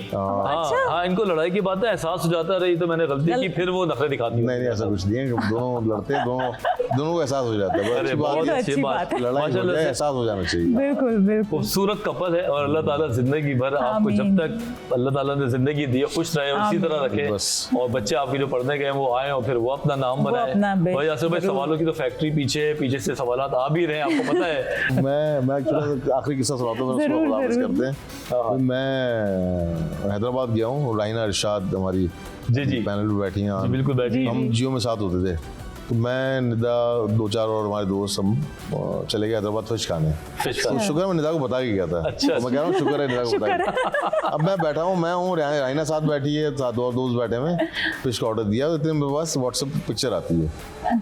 मैं पिक्चर देखी तो मैं बैठा हूँ, मेरे साथ राइना और 2 दोस्त बैठे हैं। अच्छा। मेरी किसी ने पिक्चर खींच के तो निदा ने भेज दी मुझे। अच्छा। मैं ये तस्वीर हाँ, मगर ये कहाँ से तस्वीर है हमारे पास, बस देख लो, मेरे जासूस चारों तरफ हैं। तो मैं कहा शुक्र बता कर आया था।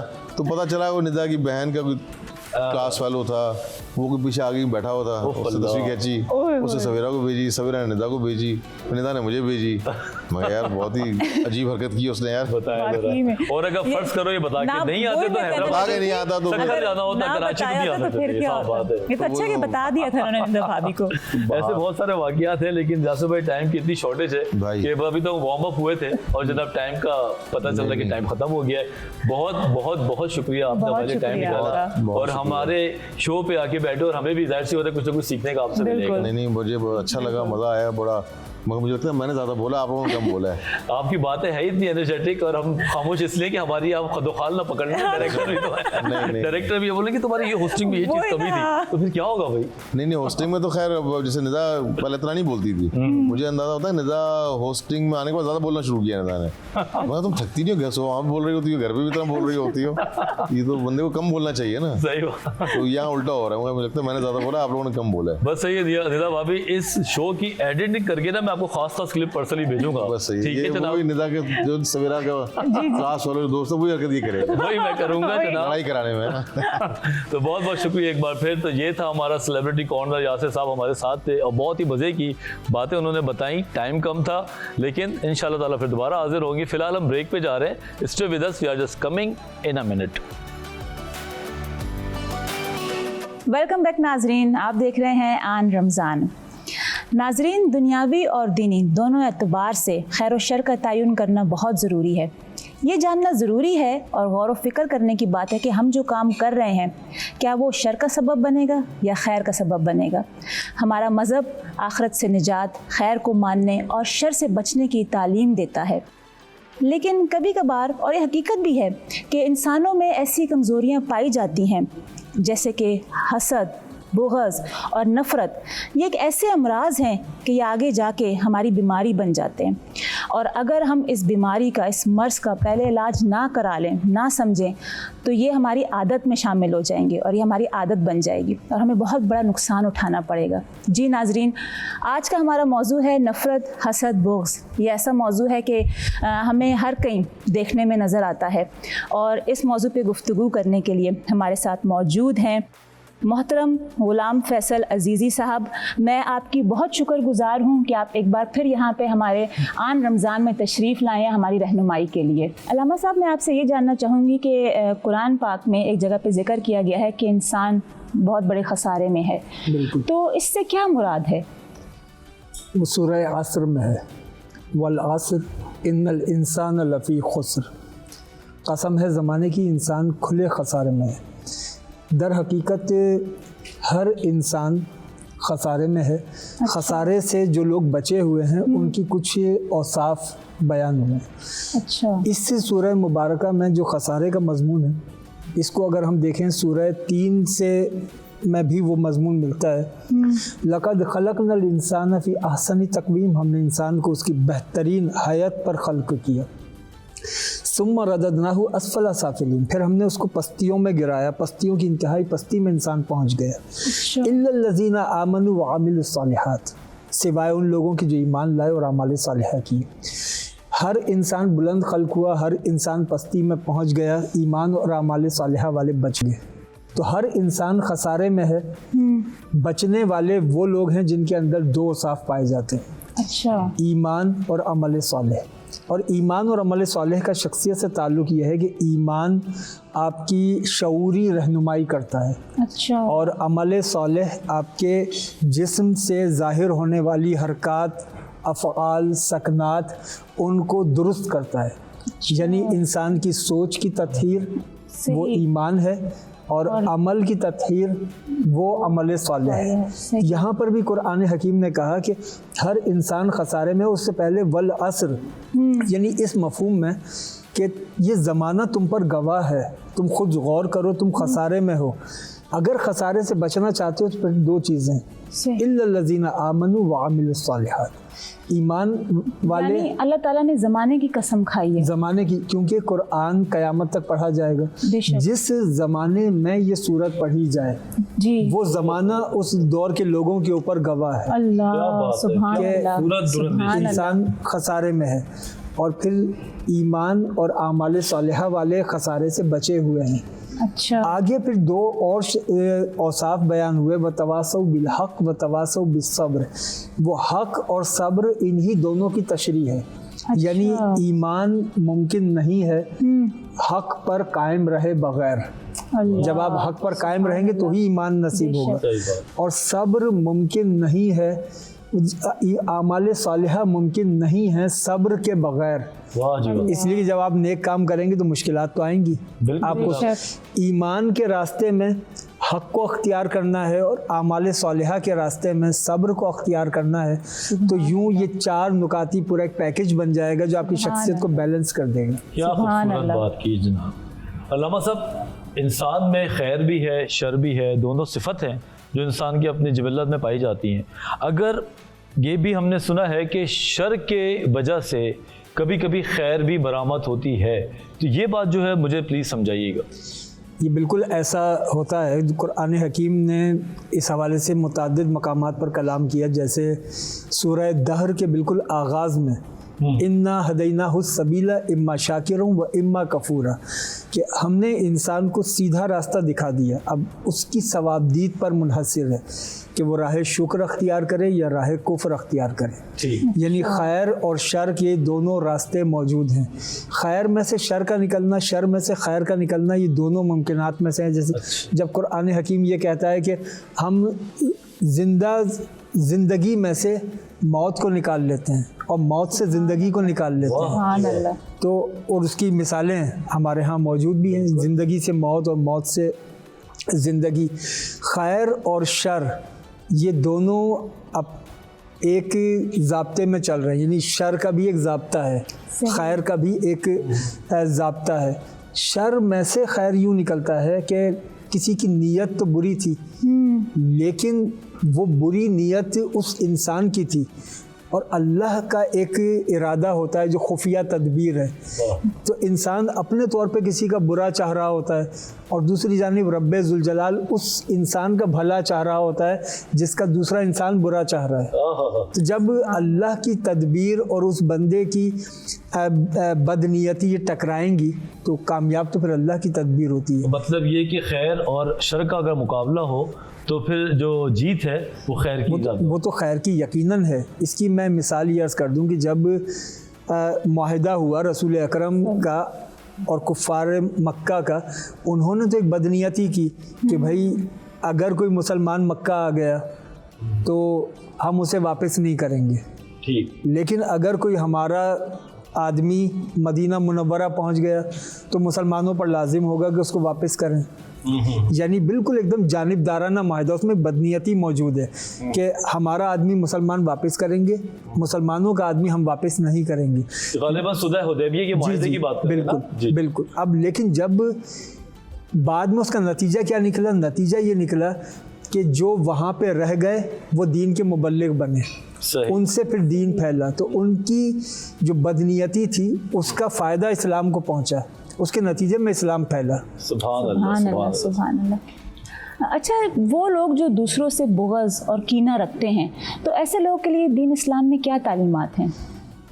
किसी से बुग़्ज़ रखना, कीना रखना, ये इंसान की शख्सियत के वो उसकी नफ्सियात के वो पहलू हैं जो उसकी पूरी शख्सियत को मस्ख़ कर देते हैं। अच्छा, इसलिए कि कुरान नफ़रत के भी ज़ाब्ते बताता है। यानी नफ़रत का अगर मकाम बदल जाए, जहाँ नफ़रत करनी है वहाँ तो आप कर नहीं रहे, और जहाँ करनी नहीं करनी वहाँ कर रहे हैं। ओह वाह। तो वो फिर जब मकाम बदल जाए ना तो हर चीज़ अपने मकाम पर, यानी बुराई से नफ़रत करनी और अच्छाई से मोहब्बत करनी है हमने। तो अगर ये मकामात तब्दील हो जाएं तो फिर आप अदल के ख़िलाफ़ चले जाएंगे। और कुरान हकीम बार बार इसकी ताकीद करता है, वला तजस्ससु वला यग़्तब बअदुकुम बअदा, कि आपस में एक दूसरे की तजस्सुस नहीं किया करो कि वो क्या कर रहा है। लोग जुस्तजू में रहते हैं ना, टोह में रहना, टोह में रहते हैं कि ये क्या कर रहा है, क्यों कर रहा है, अब उसकी जुस्तजू में रहना, बदगुमानी कायम करना। कुरान हकीम इससे सख्ती से मना करता है। यानी इस हद तक एहतियात है कि बदगुमानी की बुनियाद पर इंसान किसी से बुग़्ज़ रखता है, बदगुमानी की बुनियाद पर किसी से नफ़रत करता है। पहले तो एक बदगुमानी कायम होती है। बदगुमानी की मैं एक तारीफ़ पेश कर देता हूँ। अगर ये बदगुमानी की तारीफ़ जानने के बाद ऐसी बदगुमानी किसी के दिमाग में हो तो वो फिर गुनाह में दाखिल है वो शख्स। अच्छा। बदगुमानी यह है कि बग़ैर दलील के किसी को बुरा जानना। वाह जी वाह। आसान तारीफ बदगुमानी की है, आपके पास कोई दलील नहीं है उसके बुरे होने की।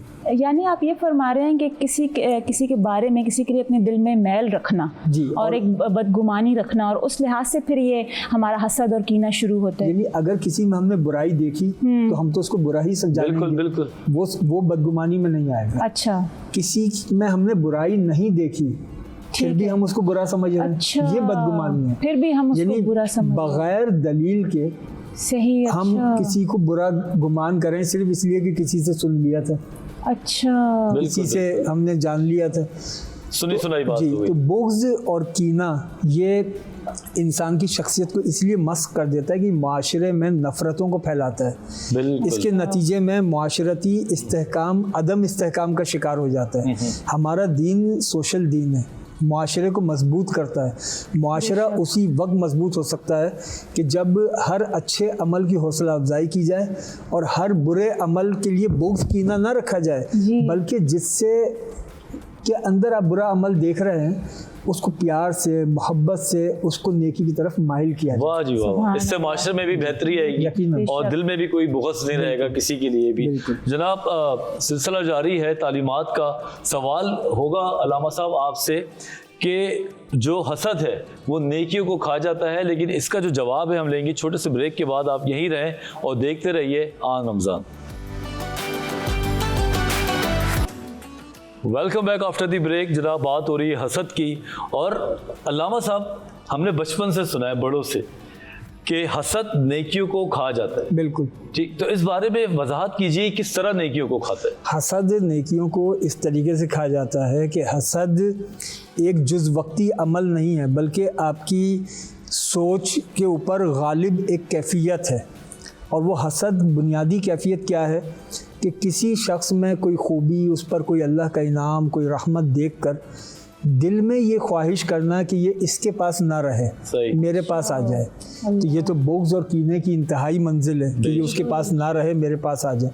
अगर उसके बदले में मेरे सोच ये हो कि ए अल्लाह, तूने फ़लाँ शख्स को ये नेमत अता की है, उसकी नेमत में बरकत अता फरमा और वो नेमत मुझे भी अता फरमा दे, तो ये हसद नहीं है। ये क्या होगा? ये रश्क है।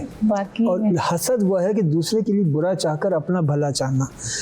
जब ये सोच इंसान के अंदर आ जाए तो ये तमाम नेकियां इसलिए ज़ायल हो जाती हैं कि एक तरफ तो बंदा अल्लाह के आगे झुक रहा है, दूसरी जानिब अल्लाह के बंदों से बदख्वाही कर रहा है, उनके मुतालिक बुरा सोच रहा है। अल्लाह को ऐसा मुसलमान नहीं चाहिए, चाहे वो हिंदू हो, चाहे वो मुसलमान हो, कोई भी हो। हसद किसी से भी जायज़ नहीं है। अगर कोई गैर मुस्लिम है, उस पर अल्लाह ने कोई इनाम किया है, उसको कोई दुनियावी तकरीम मिली हुई है, तो मुझे ये हक नहीं पहुंचता कि मैं कहूँ कि अल्लाह ये इज़्ज़त इससे छीन कर तू मुझे दे दे। Very good. तो हसद का जो कुरान हकीम की बिल्कुल पहली सूरत वो इस तरफ मुतवज्जे करती है कि अल्हम्दुलिल्लाहि रब्बिल आलमीन, तमाम हम्द उस अल्लाह के लिए है जो आलमीन का पालने वाला है। इसका मतलब यह है कि इस पूरे आलमीन में, मालूम और नामालूम आलमीन में, जिसके पास जो नेमत है वो अल्लाह की अता करता है। बेशक जब नेमत अल्लाह की अता करता है और मैं उस बंदे से हसद करूं तो दर हकीकत मैं अल्लाह की तकसीम पर एतराज़ कर रहा हूँ। खूबसूरत, बहुत अच्छे, बहुत अच्छे जनाब। अल्लाह की तकसीम पर मुतमईन नहीं हूँ। सही बात। अब जो बंदा अल्लाह की तकसीम पर मुतमईन ना हो, क्या उसकी इबादतें उसको फ़ायदा देंगी? कितनी बड़ी बात। जो बंदा बंदों के लिए मुफीद ना हो, क्या उसके सजदे उसको फ़ायदा देंगे? इसीलिए तो कुरान कहता है कि अकीमुस्सलात व आतुज़ ज़कात, नमाज कायम करो, ज़कात दो, ताकि नमाज तुम्हें अल्लाह से जोड़े, ज़कात बंदों से हुस्न सलूक की तरफ माइल करे। जब तक बंदों से तुम्हारा रवैया, तुम्हारा सलूक अच्छा नहीं है, तुम खालिक के कभी भी पसंदीदा नहीं हो सकते। सुभान अल्लाह, सुभान अल्लाह। अच्छा, मैं आपसे ये जानना चाह रही हूँ कि अगर एक शख्स है और उसके मिजाज में हसद और कीना है, तो क्या उस शख्स के अंदर आजिज़ी और इनकिसारी की सिफ़त पाई जा सकती है? अगर वो ख़ुद को क्या बदल सकता है? अगर आजिज़ी और इनकिसारी की सिफत उसके अंदर होती तो फिर हसद की कैफियत उसके अंदर नहीं होती। अच्छा, वो हसद तो होता ही उस वक्त है कि जब इंसान अपने पास मौजूद नेमतों पर मुतमईन ना हो अल्लाह, और जो दूसरों को नेमतें हासिल हैं जी, उसमें वो उनके लिए बुरा भी चाह रहा हो कि उसके पास ना रहें, फिर वो अपने आप को ज़्यादा अहल समझ रहा हो। मतलब ऐसा शख्स एक तरह से एहसास कमतरी का शिकार है कि उसके पास ज़्यादा है और मेरे पास नहीं है, और वो अपनी नेमतों को भी नहीं देख रहा। कुरान हकीम ने सूरह फज्र में इस मिजाज का तज़किरा किया है। अच्छा, फ़अम्मल इंसानु इज़ा मब्तलाहु फ़क़दरा अलैहि, फ़अम्मल इंसानु इज़ा मब्तलाहु व नअमहु व अकरमहु फ़यक़ूलु रब्बी अकरमन, जब हम इंसान पर कोई नेमत नाजिल करते हैं, कोई इकराम करते हैं जी, तो ये तो उस वक्त तो कहता है कि अल्लाह का शुक्र है, अल्लाह ने मुझ पर बड़ा करम कर दिया। वो अम्मा इज़ा मब्तलाहु फ़क़दरा अलैहि रिज़्क़हु, फिर इसको आज़माने के लिए इसके रिस्क में थोड़ी सी कमी कर दें। फ़यक़ूलु रब्बी अहानन, तो ये कहता है मेरे रब ने मेरी तकरीम नहीं की, मेरा हक मुझे नहीं मिला, मेरी तौहीन हो गई। अल्लाह अल्लाह। तो कुरान ये आगे अब मुतवज्जे कर रहा है, ये उसमें हसद रखने वाले, बुग़्ज़ रखने वाले, कीना रखने वाले, जो ये कहते हैं कि हमारी मेहनतों का हमें सिला नहीं मिला, हमने तो ये किया था, हमें वैसा नतीजा नहीं निकला। अब उन्हें कुरान कहता है कल्ला बल्ला तुकरिमूनल यतीम वला तुहद्दून अला तआमिल मिस्कीन व ताकुलून तुरासा अकलन लम्मा व तुहिब्बूनल माला हुब्बन जम्मा। तुम कहते हो कि तुम्हारी मेहनतों का तुम्हें सिला नहीं मिला, कभी तुमने गौर किया कि तुम यतीम को खाना नहीं खिलाते, मिस्कीन का तुम ख्याल नहीं करते, यतीम की तकरीम नहीं करते, मीरास के माल को तुम अपने पास जब्त कर जाते हो, माल और दौलत की मोहब्बत तुम्हारे दिलों के अंदर सरायत कर गई है। तुम कहते हो कि तुम्हारे रब ने तुम्हारी तौहीन की है।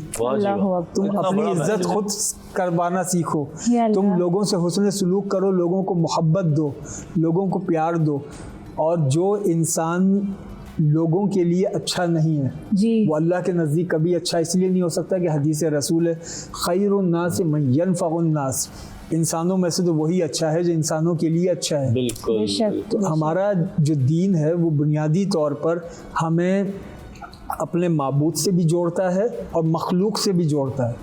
अल्लाह तक पहुंचने का कोई रास्ता ऐसा नहीं है जो मखलूक से कट कर जाता हो। आपको अगर अल्लाह को पाना है तो मखलूक से होकर ही जाना है, इसके अलावा कोई रास्ता नहीं। सीधी बात है, इंसानों से मोहब्बत करो, बिल्कुल, अल्लाह ताला के जो बंदे हैं उनका ख्याल रखो और अल्लाह ताला को राजी करो। बिल्कुल जनाब। अल्लामा साहब, एक सवाल मेरे दिमाग में है कि हसद करने वाला जो है उसकी नज़र भी ज़्यादा लगती है, ये हमने सुना हुआ है, तो इस बारे में ज़रा रोशनी डालिएगा। बिल्कुल, ये जो हासिद होता है क्योंकि उसकी निगाह में एक नफ़रत की एक कैफियत होती है और वो जब देखता है किसी चीज़ को तो उसमें नज़र लगती है।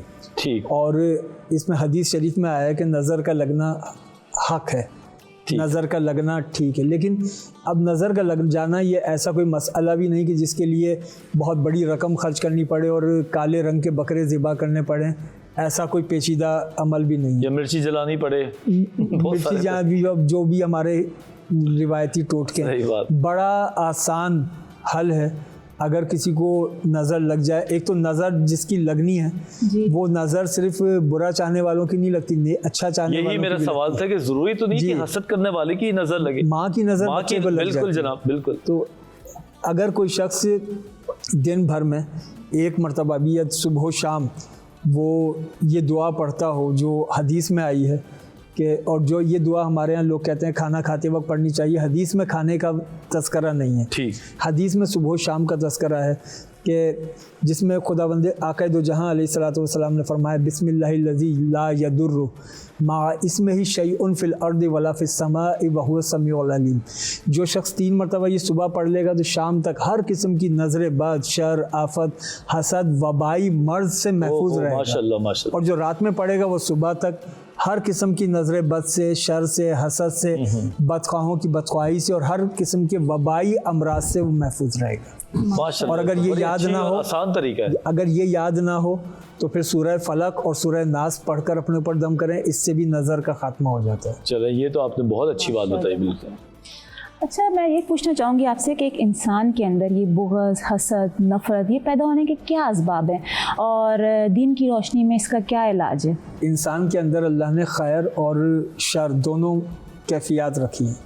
सही। जैसे खुदाबंद ज़ुल जलाल ने फरमाया फ़अल्हमहा फ़ुजूरहा व तक़वाहा, हमने इंसान के नफ्स पर तकवा और फुजूर दोनों का इल्हाम कर दिया। वाह जी वाह। अच्छा। अब तकवा वो इंसान के अंदर नफ्स में एक तकवे की कैफियत है, एक फिस्क व फुजूर की कैफियत है। अच्छा। फिर इन दोनों को मुतहरिक करने के लिए 2 अलग निज़ाम है। अंबियाए किराम को भेजा कि वो इंसान के वो जो तकवे वाली कैफियत है ना उसको ज़रा मोबिलाइज करें। बिल्कुल बिल्कुल। और जो शैतान है जी वो जो फुजूर वाली कैफियत है वो उसको एक्टिव करता है। वाह। अब ये गालिब ने कहा अभी शेर तो गज़ल का है, लेकिन मुझे इस मजमून में लगता है कि गालिब भी ये सोचते थे। गालिब ने कहा कि ईमान मुझे रोके है तो खींचे है कुफ्र, अल्लाह, काबा मेरे पीछे है कलीसा मेरे आगे। तो कभी मुझे ईमान अपनी तरफ खींचता है, कभी कुफ्र खींचता है। तो इंसान के अंदर एक रस्सा कशी रहती है, कभी वो ईमान की तरफ जा रहा है, कभी कुफ्र की तरफ जा रहा है। शैतान, वो अल्लाह ने शैतान को ये अख्तियार नहीं दिया कि वो इंसान से जबरन गुनाह करवा ले। अच्छा, शैतान को ये अख्तियार बिल्कुल भी नहीं है कि आपसे ज़बरदस्ती गुनाह करवाए। शैतान सिर्फ इतना कर सकता है कि गुनाह को पुरकशिश बनाकर आपके सामने रख दे। वाह जी वाह, इससे ज़्यादा शैतान के बस में नहीं है। आपके अंदर वसवसा पैदा कर दे। बाकी जो काम है हमारा अपना है। जब रमज़ान में शैतान कैद हो जाता है तब भी तो सारे काम हो रहे होते हैं। वाकई में सही कह रहे इसलिए हैं कि आप। वो जो शैतान ने आपके अंदर सिस्टम को एक्टिवेट कर दिया ना जी, वो तो कैद हो गया, सिस्टम एक्टिव है। सिस्टम वो नहीं एक्टिव है। सुधरा अभी। जी, तो बहुत अच्छी बात हो रही है और बड़ा दिलचस्प जगह पे आपने इसको एंड किया, लेकिन वक्त की कमी होती है हमारे पास, अफ्तारी का टाइम है। उम्मीद करते हैं कि यही सिलसिले को हम आगे आपसे बढ़ाएंगे कि शैतान कैद है तो हम क्यों कैद नहीं है, इंशाअल्लाह ताला। प्लीज़ आप दुआ करा दीजिए इसी के साथ। अल्लाहुम्मा सल्लि अला सय्यिदिना व मौलाना मुहम्मद व अला आलिहि व सहबिहि व बारिक व सल्लिम। अल्लाहुम्मा इन्नका अफ़ुव्वुन करीमुन रहीमुन तुहिब्बुल अफ़्व फ़अफ़ु अन्ना या गफ़ूर या गफ़ूर या गफ़ूर। ए अल्लाह, ए पाक परवरदिगार, ए मालिकुल मुल्क, ये माह रमज़ानुल मुबारक और उसकी मोतबर साअतें और वक्त अफ्तार, ए खुदाबंद ज़ुल जलाल, दुआओं की कबूलियत के ये लम्हात हैं। ए अल्लाह, ए पाक परवरदिगार, हमारी दुआओं को हमारे हक़ में, हमारे मुल्क के हक़ में, आलम इस्लाम के हक़ में मकबूल व मंजूर फरमा। ए अल्लाह, हमारी ख़ताओं से दरगुज़र फरमा। ए अल्लाह, हमारी ख़ताओं को माफ़ फरमा और ख़ताओं से, गुनाहों से हमें बेजारी अता फरमा दे, नेकियों की रग़बत अता फरमा दे, दीन पर अमल पैरा होना हमारे लिए आसान बना दे, अपनी कुर्बत ए अल्लाह अता फरमा दे। ए अल्लाह, हमारे माशरे में खैर भलाइयाँ आम करने वाला बना दे, हर किस्म के शर इंतशार से हमें महफूज फरमा दे। ए अल्लाह, हमारे मुल्क की खैर फरमा, आलम इस्लाम की खैर फरमा, खुसूसियत के साथ अहले पाकिस्तान की खैर फरमा, पाकिस्तान, अहले पाकिस्तान के लिए खैर के फैसले फरमा। सल्लल्लाहु तआला अला खैर खल्क़िही मुहम्मद व आलिही व अस्हाबिही अजमईन बिरहमतिका या अरहमर राहिमीन। बहुत बहुत शुक्रिया अल्लामा साहब आपके आने का और बहुत ही अच्छी अच्छी बातें हमें बताने का। नाज़रीन, जाने से पहले मैं भी अपनी छोटी सी बात करना चाहता हूँ कि रश करना एक बहुत ही पॉजिटिव अमल है जिसमें आप दूसरे की भी लिए देखते हैं और उसको देख के जनाब खुश होते हैं और वही चीज़ आप अपने लिए भी मांग लें। इसमें कोई मुज़ायका नहीं है। लेकिन अगर किसी चीज़ को आप देखें और उसको जलन और हसद की तरफ चले जाएं और उसके लिए आप नुकसान वाली सोचें रखें तो अल्लाह ताला बेशक जो है आपसे भी नाराज़ होता है। और अल्लाह ताला से जब हम मांगते हैं, चाहे वो नमाज में मांगे, चाहे वो बैठे बैठे दुआ करें, तो अल्लाह ताला हमें बेशक दे देता है। लेकिन हम अपने आप से एक सवाल उससे पहले पूछें कि अल्लाह के जो दिए हुए बंदे हैं इस दुनिया में, क्या वो हमसे खुश हैं? क्या हमारे अमल से कोई ऐसी नाराज़गी तो पैदा नहीं होती कि अल्लाह ताला हमसे नाराज़ हो जाए? तो एक छोटी सी नज़र सानी ज़रूर कर लें अपने अतराफ़ में कि कोई आपकी वजह से नाराज़ तो नहीं बैठा हुआ। बस जनाब, आज का टाइम ख़त्म होता है। इंशाअल्लाह ताला कल दोबारा हाजिर होंगे। जब तक के लिए मुझे डॉक्टर वजाहत और अमारा को इजाज़त दीजिए। अल्लाह हाफिज़ और देखते रहिए आन रमज़ान।